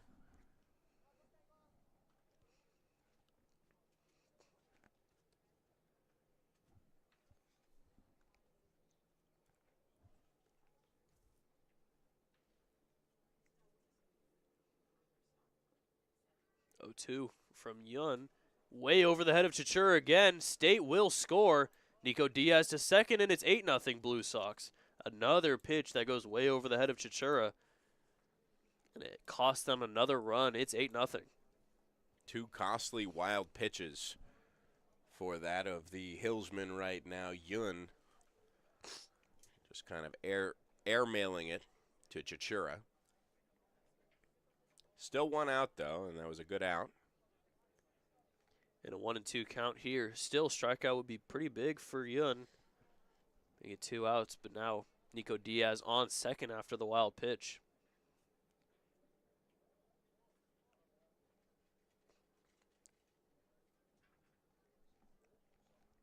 One, two.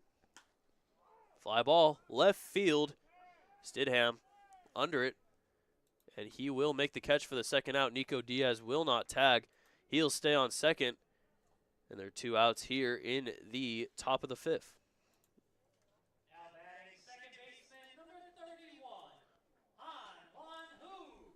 Han-Wan Hu stands in. Second base replacement for Tommy Easley. He struck out in his first AB last inning in the 4th. Now up again against Yun with Nico Diaz on second. After the single and the pass ball bringing him to second base. First pitch from Yoon is high for ball 1.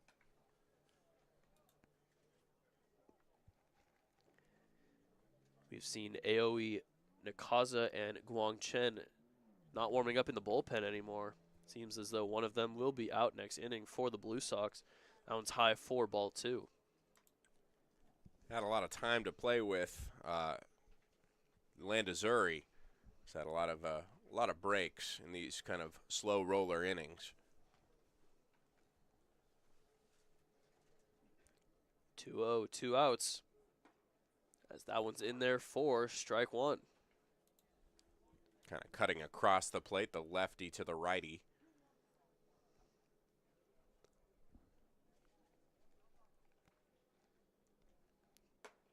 Two, 2-1, high for ball 3.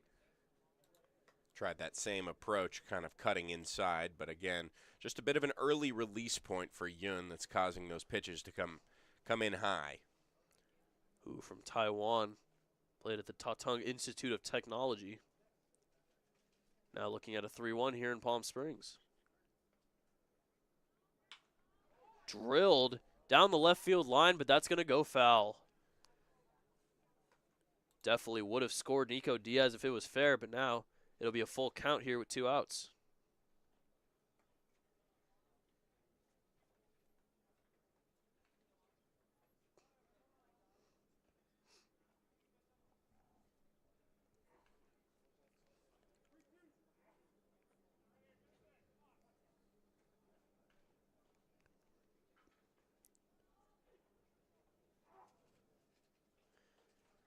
Looks back to Diaz at second. No one's covering, though. Throws. And that is up for ball 4. So he'll walk, and it'll be another walk for this Bombers pitching staff. And you know what we can finally say, Evan? Who's on first? Who is on first? So glad that we got to see that today. We can't go any further, though. There's no Nico Diaz on second pun that we can do. No. Vince Garcia stands in. 2 runs already in for the Blue Sox in this one. They lead at 8-0. As looking over to the turf field, just saw a run score for the Palm Springs Power. We'll get some updates on their game when we get them. Last we checked, it was 16-4. That's grounded to short. Sims tosses it to second. And that'll do it for the top of the 5th inning. 2 runs, though, will come in. And the Blue Sox extend their lead. It's 8-0 heading to the bottom of the 5th. How do you define adventure? Riding the world's largest rotating tram car? Taking in SoCal's awe-inspiring views? Exploring over 50 miles of pristine wilderness? enjoying casual or fine dining at 8,500 feet, discovering our history, experiencing our scenic trails, getting that perfect souvenir. Whatever your adventure, you'll find it at the Palm Springs Aerial Tramway. Adventure at its peak. Begin your adventure at pstramway.com. Like a family setting, you know, we come and we get into conversation, and it's comfortable here is what I guess I'll say. It's comfortable. The hot cocoa has whipped cream and sprinkles in the whipped cream in the hot cocoa. Very family oriented. You know, they cater to the kids. They got the coloring books and crayons, and they have kid-sized stuff about almost for everything that you would want. So young and old, everybody can enjoy it. It's the best. Made from scratch memories. Elmer's.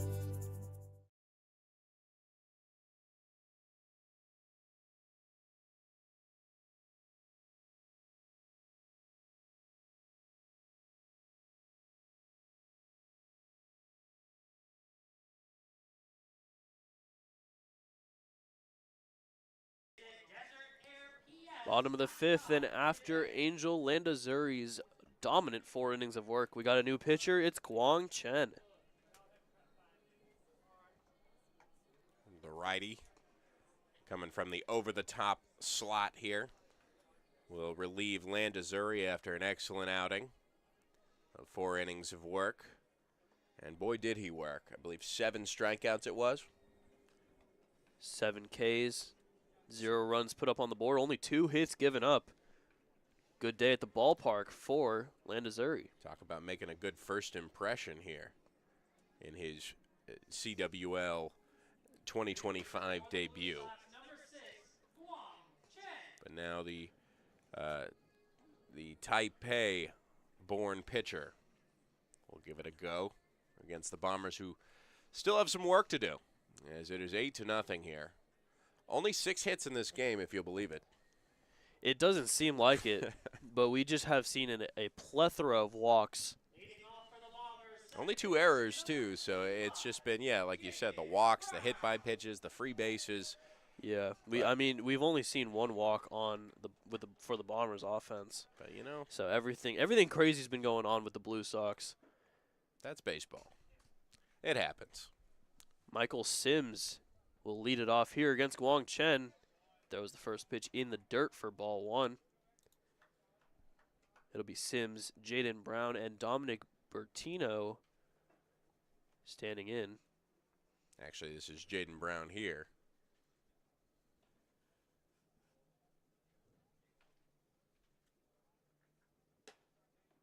High away for ball 2. Yeah, it is Jaden Brown, then Bertino, and then Caden Chichura to lead off the inning. 7, 8, 9 hitters.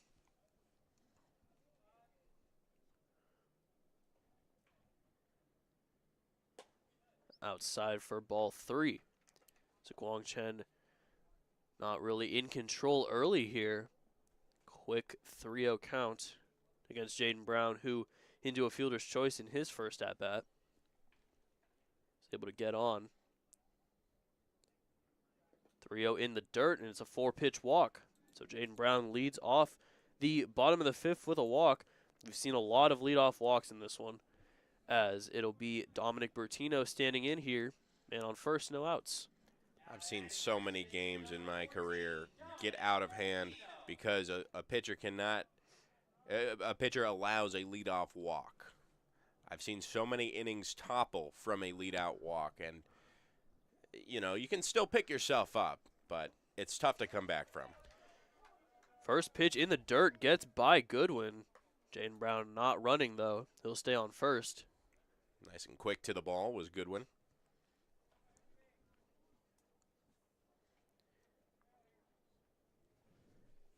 So if this score stays how it is, the Blue Sox will move to 2-0, and the Bombers will fall to 0-2 on the season.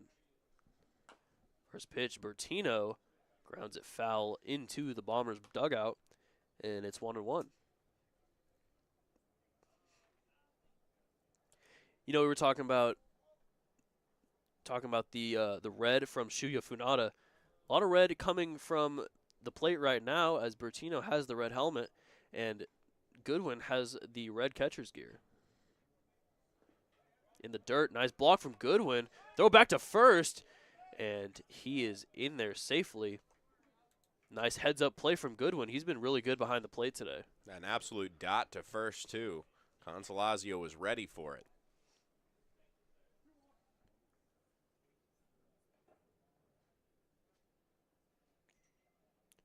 Two and one now to Bertino. Brown's going. Throw to second. Just offline. Brown's in there with a stolen base. So now a runner in scoring position here with no outs. Bertino now in a 3-1 count.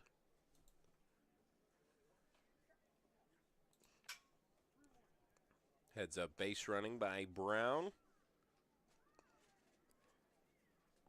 Very risky to still run after the back pick. Does it anyways. A nice block again from Goodwin, but Bertino will walk. Another walk for the Bombers. Actually, only 3 walks have been issued to the Bombers today. It's the other side of the coin that's really been tallying them up. At this point, I don't know who hasn't walked. Yeah. It might be all the way through the lineup as far as I'm concerned. Our first Bombers substitution of the game, Caden Chichura, is out, and now Eddie Javier Jr. will stand in the 9 spot. He swings and misses at that first pitch.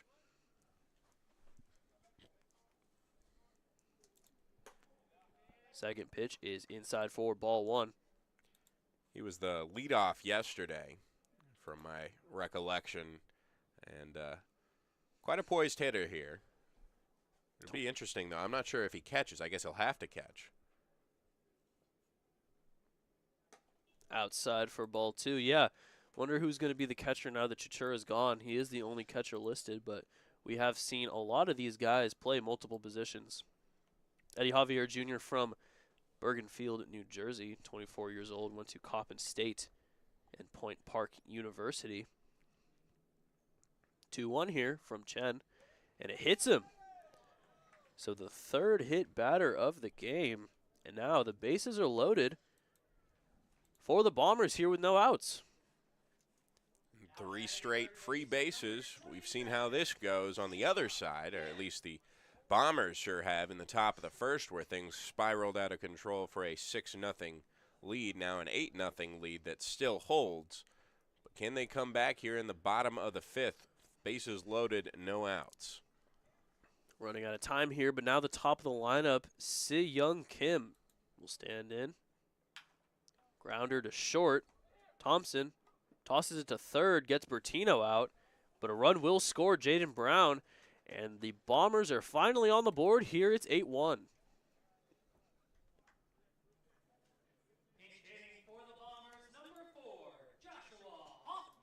Joshua Hoffman will stand in for pinch hitting for Duriel Beck. First pitch from Chen is in there for strike 1.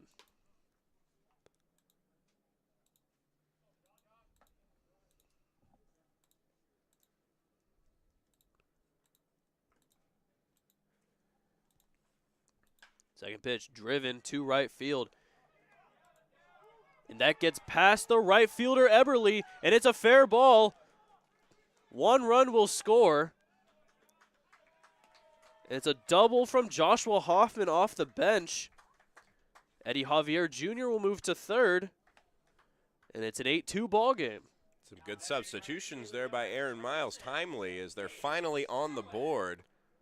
Now 8-2. They got some work to do, but good things to come now with only 1 out here.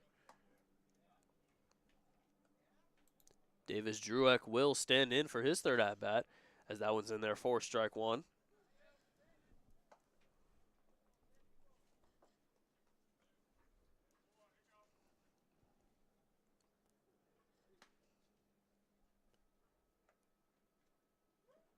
And that one hits him. So Drueck also gets hit by a pitch. We have 2 hit by pitches and 2 walks in this one. And the bases are loaded again. This time for the cleanup hitter, Sawyer Stidham, as he will stand in from the left side. 2 hit by pitches already in this inning. I hope this team has some ibuprofen waiting for him in the locker room. First pitch from Chen is in there for strike one. Stidham struck out looking in his first at bat in the first. Grounded into a fielder's choice in the fourth. Now stands here with the bases loaded and 1 out. Drilled foul. Nearly killed the first base coach. Yeah. And it's strike 2. It's also something to point out here that action in the bullpen for the Blue Sox, Kevin Consolazio. Yeah, we saw him playing first base, but he's listed on the roster as a pitcher. Swings through that one is Stidham, and he'll strike out. So a big strikeout for Chen here with the bases loaded. And now it'll be Jordan Henke trying to extend the lead, but not until Guang Chen gets taken out of the game for Kevin Consolazio. So we'll have to see who plays on at first after Consolazio's in the game. Well, it looks like Vince Garcia has been. Might have missed that one there. And in at shortstop, we'll have to see who cut in here. It's always tough to tell. But we'll get to see Kevin Consolazio, who we believe, or from what he has told us, is a knuckleball-only pitcher. Yeah, when he was here, when he first got here, he told us straight knuckleball, that's it. But he has to have a fastball, right? You'd imagine. I mean, that's how you throw a ball, right? I guess we'll see in just a few seconds here. It looks like Gameros actually comes out of the DH spot to play shortstop. And Vince Garcia goes to first here. So a lot of changes here for the Blue Sox. We haven't seen that many from the Bombers side of things. Joshua Hoffman and Eddie Javier Jr. were the only ones, and that just happened this inning.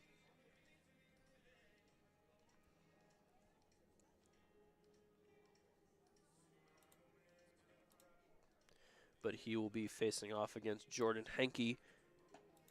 If he gets on, Michael Sims will stand in next after him. And then if he gets on, back to Jaden Brown, who led off this inning with a walk. So Guang Chen finishes with 2 walks, 2 hit by pitches, and a double, giving up 2 runs, 2 big runs, after the Blue Sox put up 2 in the top half of the inning. Consolazio will be looking to mediate the damage.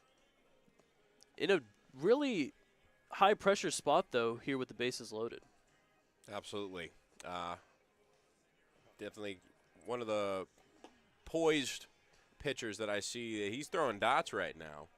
I don't know if those look like knuckleballs from here. They definitely aren't. He might have just been joking around with us. But maybe we will see a knuckleball. I know that there are a few knuckleball pitchers that at least we talked to on day one that I'm excited to see how that plays into their arsenal. I know it's not typically a number 1 pitch, but right now he's rocking right about 75. And if those are knuckleballs, then this guy must be Tim Wakefield.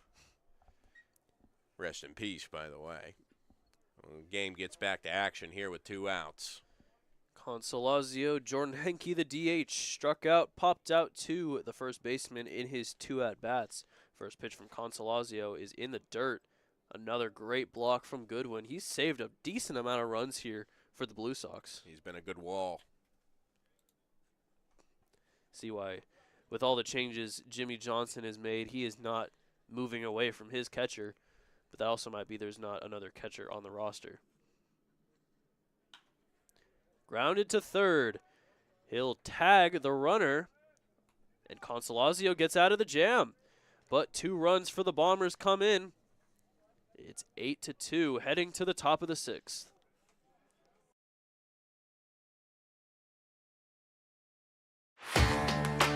Whether you're building, landscaping, renovating, refreshing, or simply researching,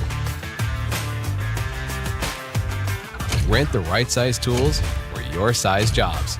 In store, online, or in app at Sunbelt Rentals, where tools rule.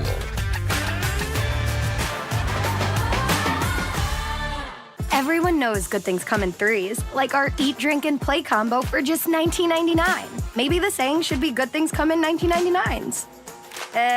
Maybe not. The Dave & Buster's Eat, Drink, and Play combo for just $19.99. For 20 years, our family's mission has been simple. It all starts at Stuffed, where exceptional service meets bold flavors. Every crust, a masterpiece. Cocktails crafted to perfection. In an atmosphere that brings family and friends together. Stuffed pizza, dine-in or takeout. Savor and enjoy at our 2 locations.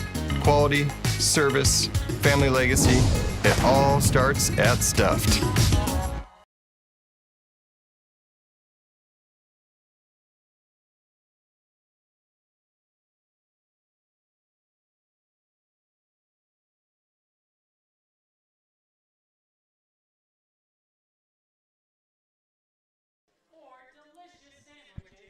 Top of the 6th. The Blue Sox will be coming back up. They were up 8, now back down to being up 6. Still pretty comfortable lead, but Sing-Kun Yun is back out there for his second inning of work after giving up those 2 runs. A lot of free bases in his last inning of work, starting it off with a leadoff walk and then a hit by pitch back-to-back, which kind of just caromed into a couple more runs for these Blue Sox, who have been on top of these Bombers all day. However, Bombers getting on the board. They're showing some signs of late life here heading into the 6th, but not much time left before the sun sets on this game. And looks like the throw down to second might have come close to getting Yun. They're joking around about it right now as the inning is set to kick off here with Parker DePasquale. Joshua Hoffman, who subbed in for Duriel Beck, now is catching. Parker DePasquale steps in, walked, hit a single, flew out to right field in his 3 at-bats. Gets behind him, and that'll be ball 1.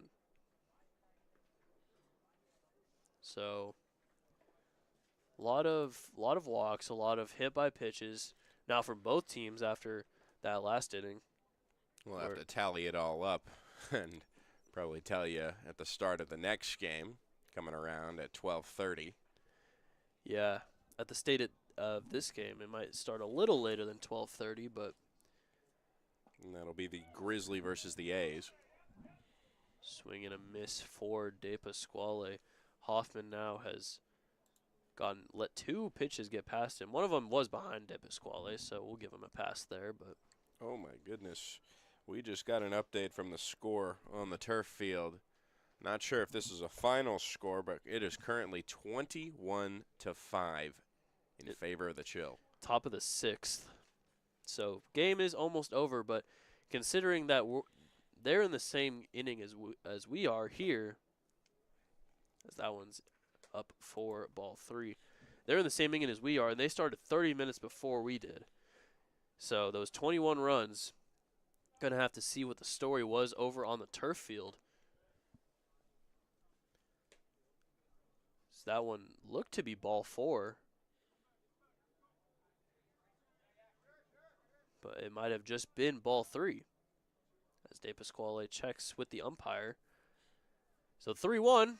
That one's ball 4, as that is another leadoff walk for Yun. So walks aplenty. 2 straight leadoff walks in the 5th and the 6th innings. Goodwin still in the game. We've seen him do amazing defensively. We said he saved a good amount of runs so far for the Blue Sox.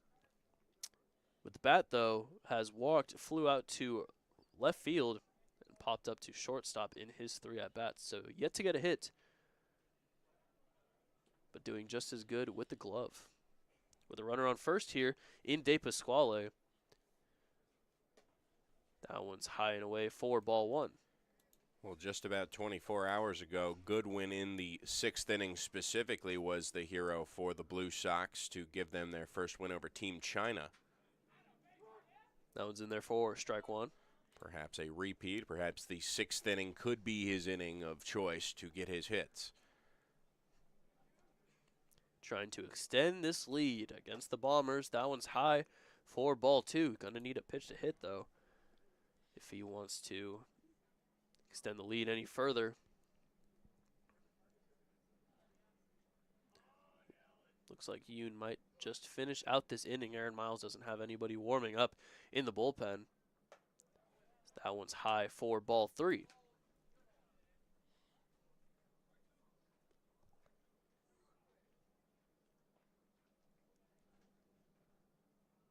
Three ones high, and that is another walk for Yun. Second straight walk, and his 4th of this outing.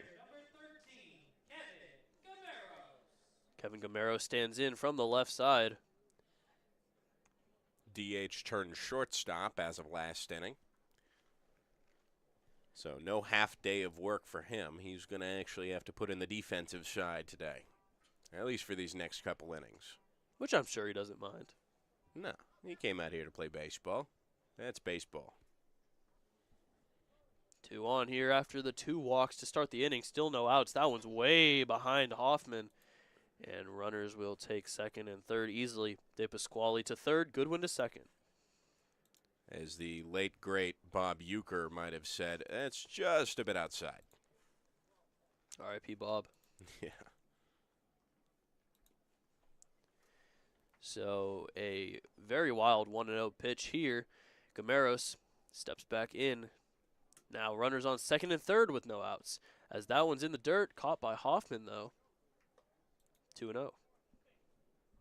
Yeah, good scoop there by Hoffman. Again, not sure if this is his natural position or if he's ever played.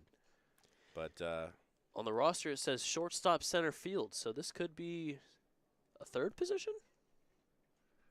Got to do what you got to do when you only have one catcher. 2-0. Just misses for ball three. I always typically say that 8 players on a field can play 8 positions, but 1 player can play 9 positions, and that's the catching position. Easily the toughest out of all of them. Yeah, catchers really work hard. They're kind of the playmaker. In the dirt, gets past Hoffman. Run will score, and that seems to be ball 4 as well. Doesn't look like Gameros knows that quite yet. Aaron Miles will walk out to the mound. He doesn't know it. We will see another pitching change here mid-inning as Gameros now throws the bat down, throws the gloves down, will head to first. 3 straight walks here and a couple wild pitches. Puts Alan Goodwin on third and another run through. 9-2. Pitching change will be back.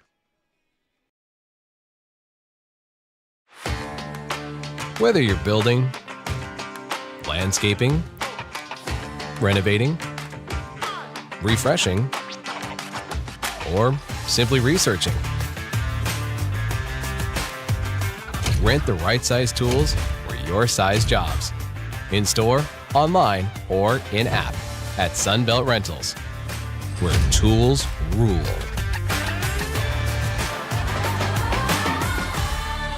Everyone knows good things come in threes, like our Eat, Drink, and Play combo for just $19.99. Maybe the saying should be good things come in 19.99s. Maybe not. The Dave & Buster's Eat, Drink, and Play combo for just $19.99. For 20 years, our family's mission has been simple. It all starts at Stuffed, where exceptional service meets bold flavors. Every crust, a masterpiece. Cocktails crafted to perfection in an atmosphere that brings family and friends together. Stuffed pizza, dine-in or takeout. Savor and enjoy at our 2 locations. Quality, service, family legacy, it all starts at Stuffed.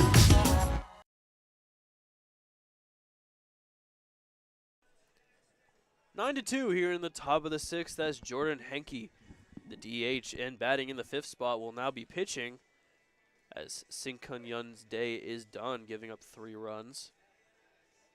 Henke will try to alleviate the damage here with runners on first and third after 3 straight walks and a couple wild pitches from Yoon. Henke pitched yesterday, the starting pitcher for their first game, their first loss as well. And he went 2 innings. Not too bad off the mound, just not the ideal stat line he was looking for. 6 hits, 4 runs, and 3 walks in those 2 innings. He'll look to try and shut the door on this 6th inning where a run has crossed from a wild pitch by Yun. First and third now for the Blue Sox with no outs here. Angus State stands in. Runners on first and third, no outs. That one gets away. Gameros will easily take second after Hoffman kind of loses the ball. And now it's second and third with no outs. Yeah, couldn't really get to that one. He got to the ball pretty quick, but he was struggling to pick it up. And what more can you do on a first and third situation? 1-0 here from Henke. Grounded through the middle into left center field. 1 run comes in. Gameros is rounding third. Here's the throw to the plate, and it's not in time. 2-run single for Angus State, and it's an 11-2 Sox lead.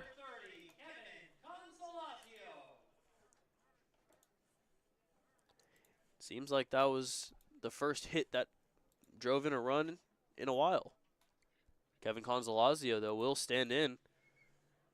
First base turned pitcher. That one is in the dirt again. Hoffman does take care of it. Leaves the runner on first. I think that would also imply that Henke, if he gets another at-bat, would bat for himself, although he was the last batter in the prior half inning. That one just misses for ball 2. So Angus State, the 2-run single, making it an 11-2 ball game.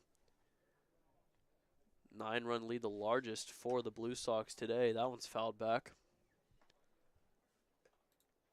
By the way, the walk by Kevin Gameros was not only his 3rd, but the 12th walk for the Blue Sox and the 15th or the 16th overall in this game.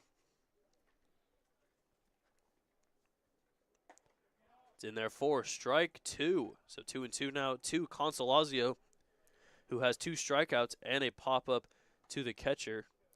Or just a pop-up to the catcher. Yeah, did you say that it was the 15th walk? 16th. 16th walk? In there for strike 3. Consolazio did a little check swing, but it was in there. And it's the first strikeout for Jordan Henke. 1 out here in the top of the 6th. To get back to that point, 16 walks for these Blue Sox really shows that it's the complete opposite of what happened to them yesterday. 15 strikeouts to 16 walks. They're showing their plate discipline here. And I'm sure head coach Jimmy Johnson would rather take 16 walks than 15 strikeouts. For sure. That one's in there for strike 1 to Nico Diaz, who singled in a run in his last at-bat. Stole second base on the wild pitch from Yun. Runner's going, and it's dropped by Hoffman, so Angus State will take second easily. Now runner in scoring position here with 1 out.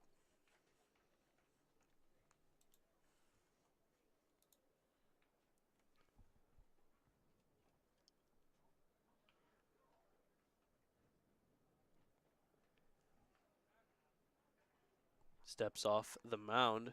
Fakes the throw to second. Angus State gets back there safely. No throw. 1-1. Grounded up the middle. Caught by Henke. Throws it to first, but Angus State will get to third safely. And that's the second out. It was a shot back to Henke, but he's able to grab it, get the second out. Nice little 1-3. Good awareness there by Henke. It'll be Hiroto Kono standing in. He walked and flew out to the left fielder in his 2 at-bats here after subbing in for Vaughn Eberle. It's outside for ball one. I will say, and only one downside to Henke going to first. He didn't look back the runner, who's now at third. State was kind of halfway between. Swing and a miss for strike one. Yeah, Henke definitely, he looked at him. I think he had a lot more time. He definitely could have gotten him back to second. He just wanted to throw it to first a little fast. It's fouled back to the screen for strike two. Well, you know when you're in the moment and you get a ball back to you and it finds its way into your glove, all you're thinking of immediately is, oh my gosh, I got that, you know, because it's fast when it comes off the bat. Outside for ball two. And then the second thing is, okay, where do I go next? And that kind of awareness. He got one out, and an important one with 2 outs here. 2-2, 2 outs to Hiroto Kono. That gets by Hoffman, but no running from Angus State. He'll stay at third. Seen a lot of balls get by Josh Hoffman in his inning so far here with Yun and Henke, but also a couple wild pitches. We'll give him the benefit of the doubt as he's not traditionally a catcher. Blue Sox, 17th walk overall in this game, as now it'll be runners on the corners here. Still 2 outs, and it'll be Han Wan Yu stepping in for the top of the lineup. If he gets on, it'll be Vince Garcia getting a third at-bat in this one.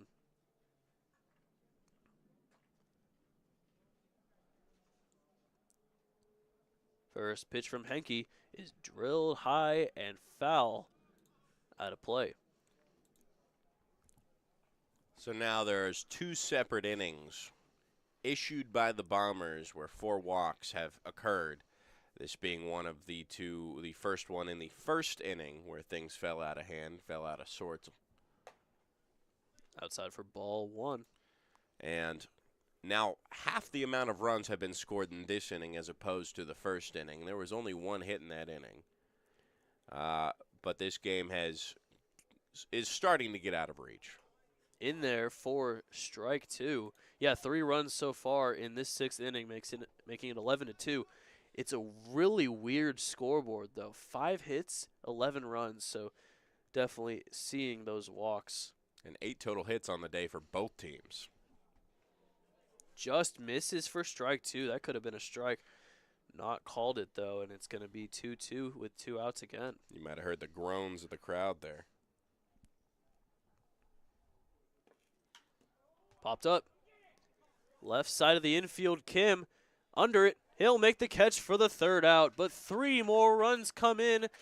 2 of them being on the 2-run single by Angus State, 11-2. We head to the bottom of the 6th. Quality first. It's quite a philosophy to live by. But world-class ingredients are the foundation of great meals.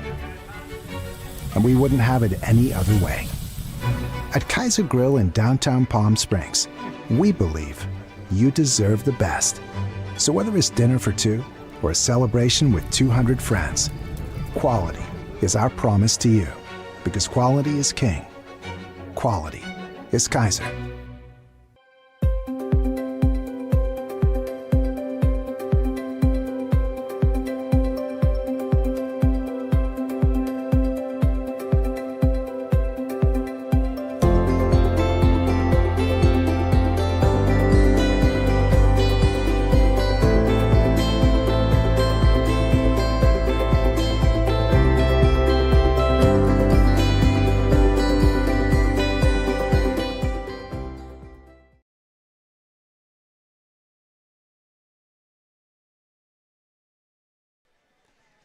Bottom of the 6th, Kevin Consolazio will stand back in, pitching after getting out of the jam last inning.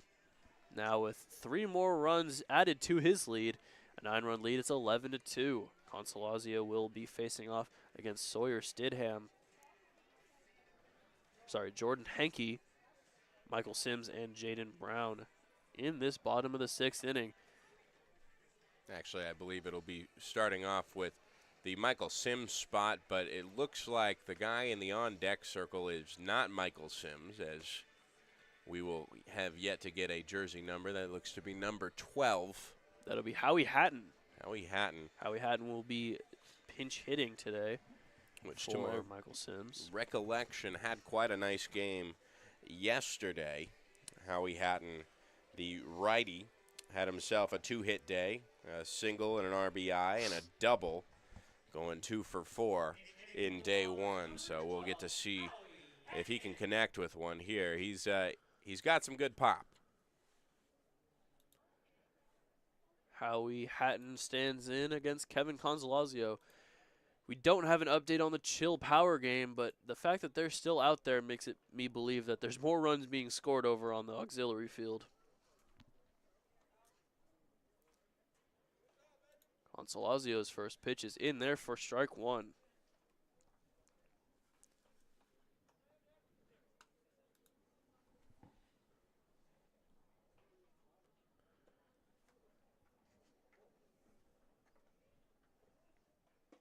One is in there for strike 2. So down 0-2 early is Howie Hatton in his first at-bat. Well, right now he can keep his batting average over 500 if he can get a hit. I know that doesn't say much considering this is his 5th plate appearance, but we haven't seen many hits in this one, just more walks. That one's in the dirt. Another great block from Alan Goodwin. But hey, I mean, if you can keep your batting average up over 500 as long as you can, even within a week, that's a good sign of things to come, especially for Aaron Miles. Fouled back. Hits the netting out there. And it'll be 1-2. Howie Hatton from North Riverside, Illinois, 24 years old, played at Concordia University of Chicago and Crown University. Hit .330 at Crown and .436 at Concordia. 1-2 drilled into center field. Going back there and making the catch is Angus State.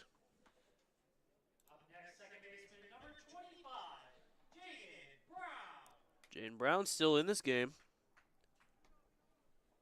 Fielder's choice and a walk. One of the 17 in this game. Now here with 1 out, bases empty against Kevin Consolazio.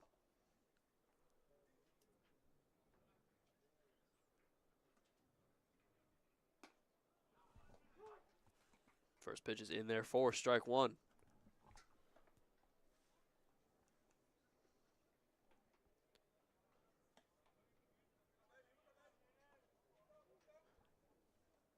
One inside, nearly hits him, and it's going to be 1-1.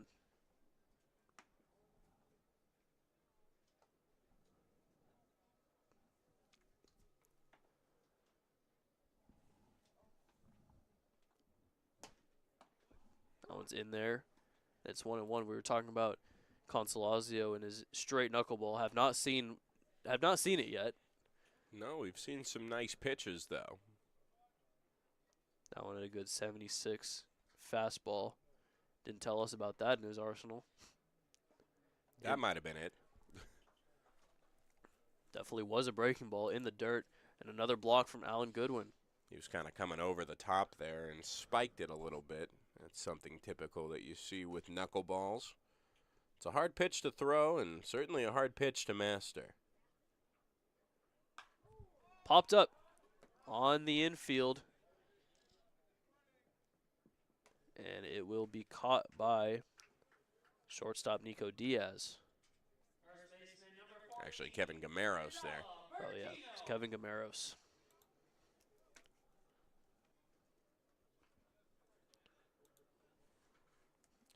Two quick outs, something that we have not seen much of in this game.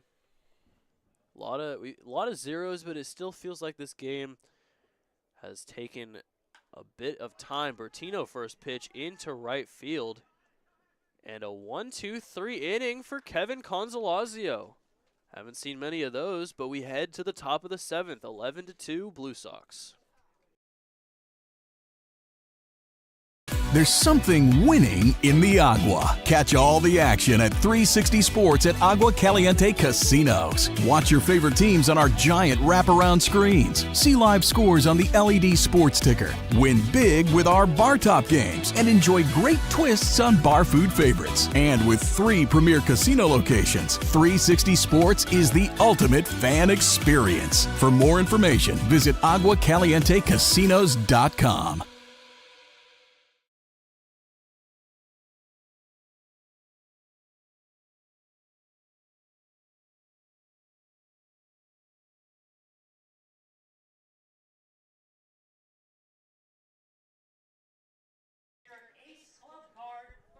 The Bombers bring in Nolan Machabroda from Canada. The lefty will come into pitch to the Blue Sox, down 9 runs, 11-2.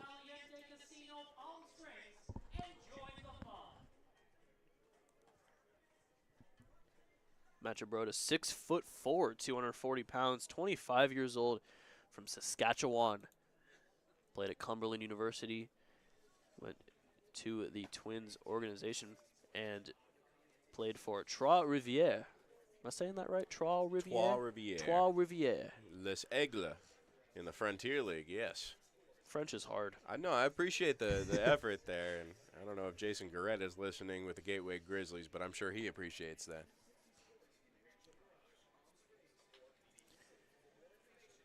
So top of the 7th, first guy up, Vince Garcia, facing off against Machabroda.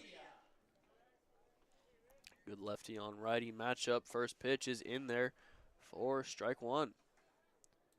Machabroda says first base left field, so we technically have a position player pitching right now, but he's throwing pretty hard, a good 79 on that fastball. That one's 80 as he swings past it for strike 2. I feel like at the Little League level, everybody has pitched at a certain point, so it's not like the mechanics aren't there with any of these guys. That's fouled back. I mean, these are people trying to get into professional baseball right now, and this guy who has come from professional baseball with the Trois-Rivières Aigle. In there for strike 3, a nice breaking ball from Machabroda, and he gets Vince Garcia looking for out number 1. Absolutely beautiful.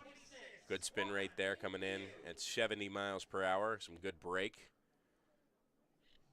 Actually, not much break, but just the amount of break that he needed there. He's got some movement. There for strike 1. He's got some movement, folks. He's maybe they should put him on the roster as a pitcher. Swings through that one. 82. And strike 2. Aaron Miles might have a secret weapon that he just uncovered.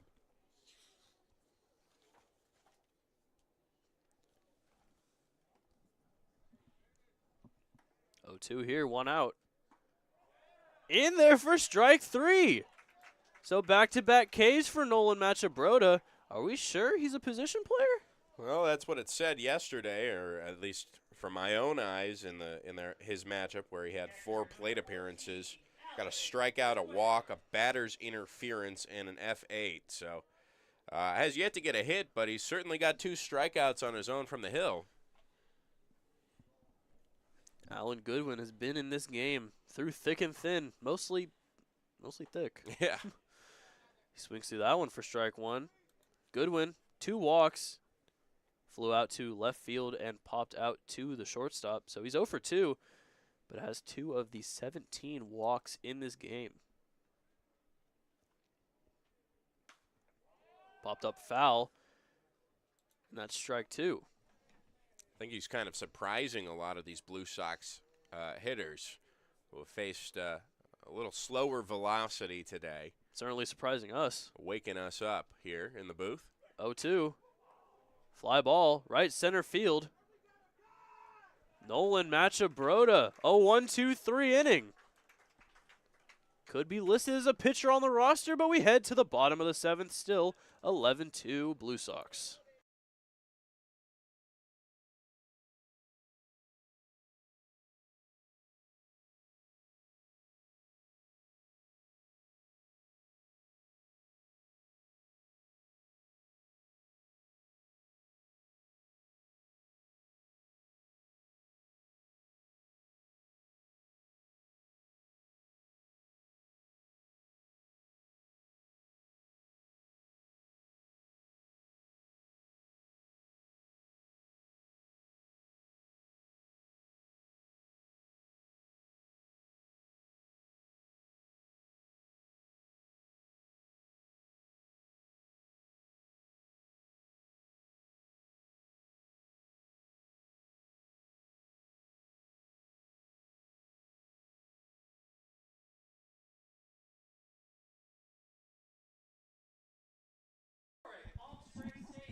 Kevin Consolazio back out there for his third inning of work after a scoreless 1-2-3 inning from Nolan Machabroda.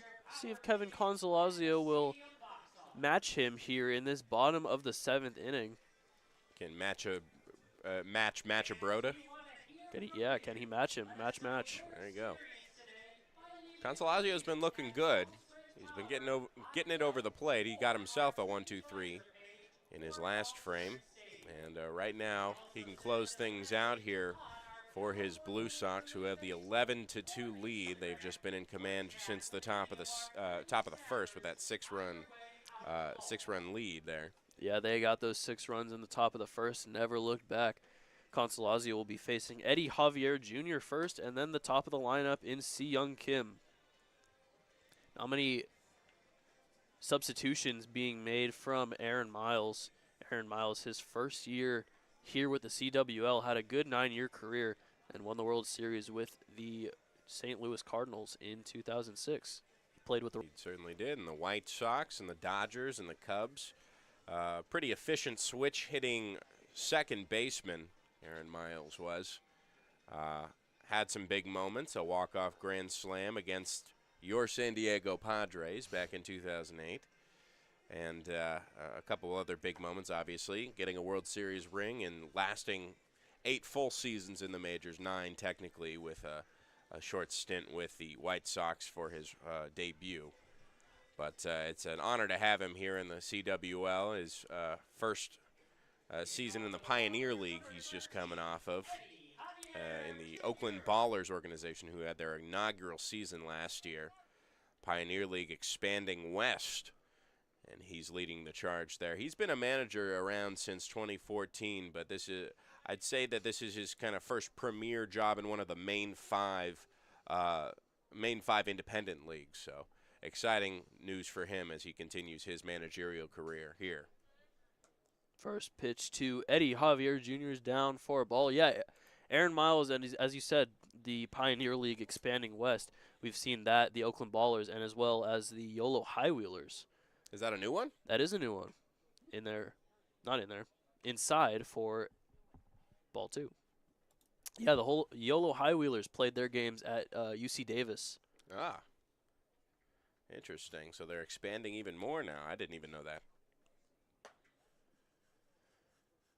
2-0 is high for ball 3.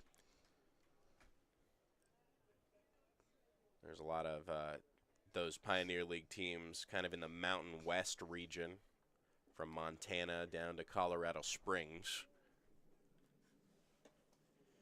4-pitch walk to start us off here in the bottom of the 7th for Eddie Javier Jr. as the 18th walk. Add one more to the tally. We've seen a lot of them here. A lot of runners on, a lot of runs, a lot of chaos. I hope these batters have their Fitbit on. You've gotten a lot of steps today. Another ball, 5th straight ball for Consolazio against Si-Young Kim. Si-Young Kim is 0 for 3. Grounded out to short in the 1st, struck out looking in the 3rd. Grounded to a fielder's choice in the 5th. 1-0 here. Inside for Consolazio. That's 6 straight balls now. Eddie Javier taking his lead on first, not even getting covered over there.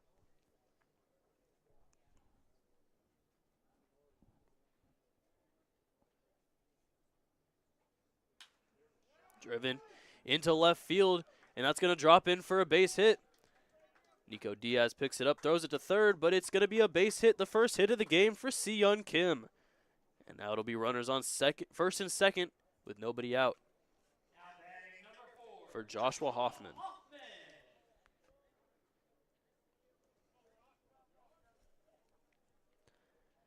Joshua Hoffman pinch hit for Doriel Beck.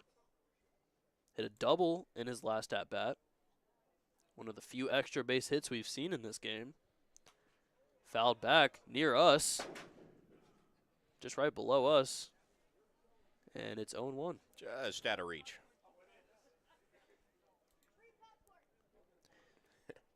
So Hoffman took over for Chichura in the catcher spot. Not listed as a catcher, but was playing the position last inning. That one's inside for ball one.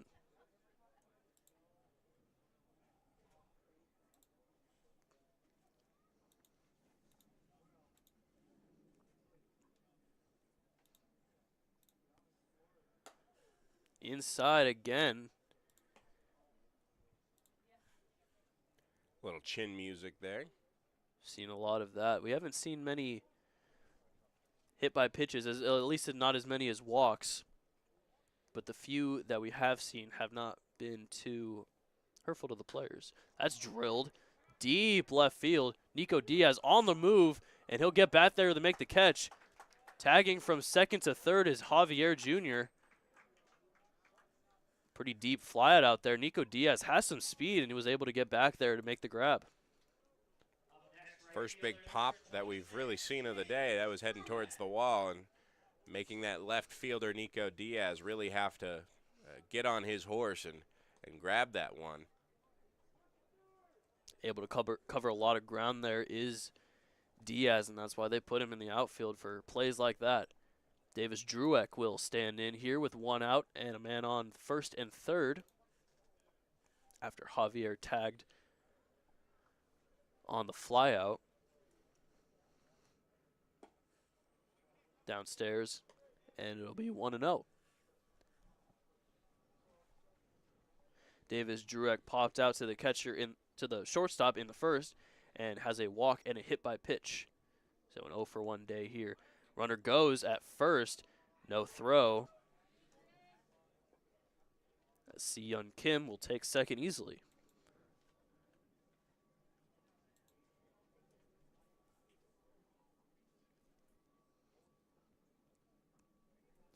Second and third now for the Bombers. 1-1 pitch is outside for ball two.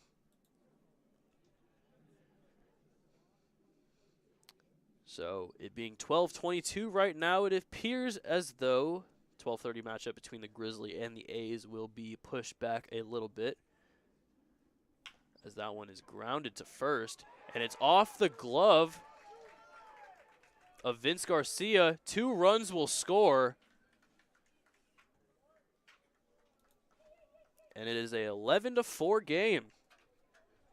So down 9, they're making somewhat of a comeback. They're putting up a fight. You have to right now. You're up against a wall. And this 11-4 score is very similar to that of their final score yesterday, for the Bombers, who lost 11-4 yesterday.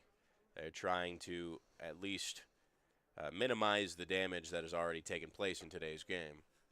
Breaking ball outside. Alan Goodwin had to move over to catch that one, and it's 1-0.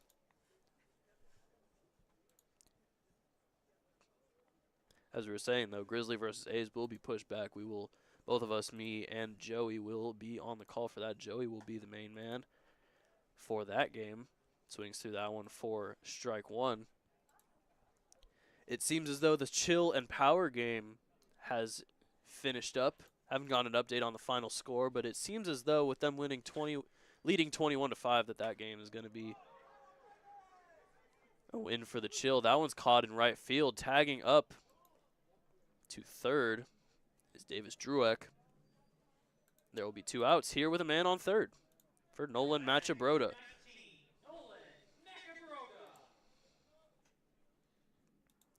So we saw Macabroda have a really nice inning in the top half of the 7th, striking out 2 looking and inducing a fly out to right field to get them a 1-2-3 inning.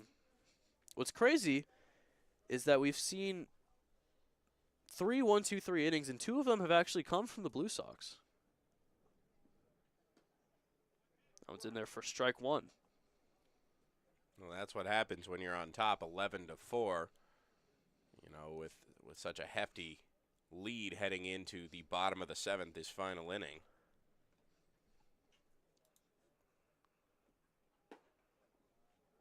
Downstairs for ball one. So Machabroda, final step here for Consolazio before the White Sox move to 2-0 and the Bombers fall to 0-2 on the season. just outside for ball 2.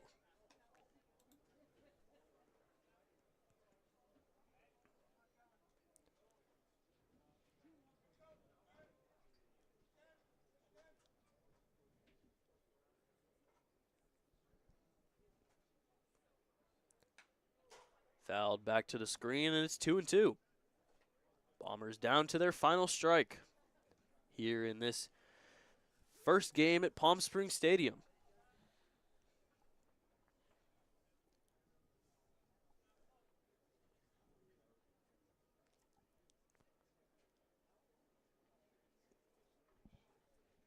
Two.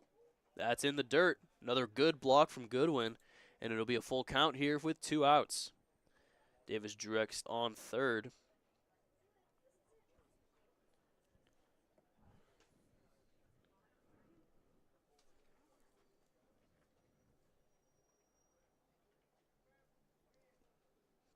Full count here. Consolazio, Macabrota facing off. 3-2, drilled right at shortstop. Gameros makes the catch, and that'll do it. The Blue Sox win it 11-4. They move to 2-0, and the British Columbia Bombers will fall to 0-2.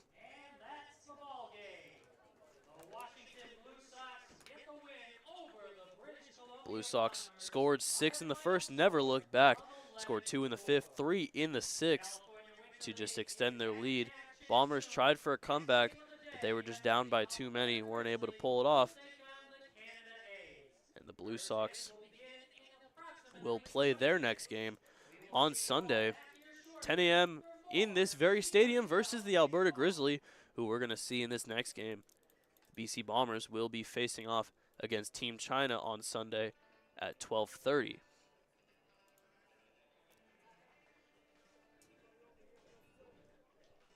First game of the day is over. We will be back just in a little bit for the Alberta Grizzly versus the Canada A's, a battle of Canada. For now, it's been Evan Patoka, Joey Miller signing off.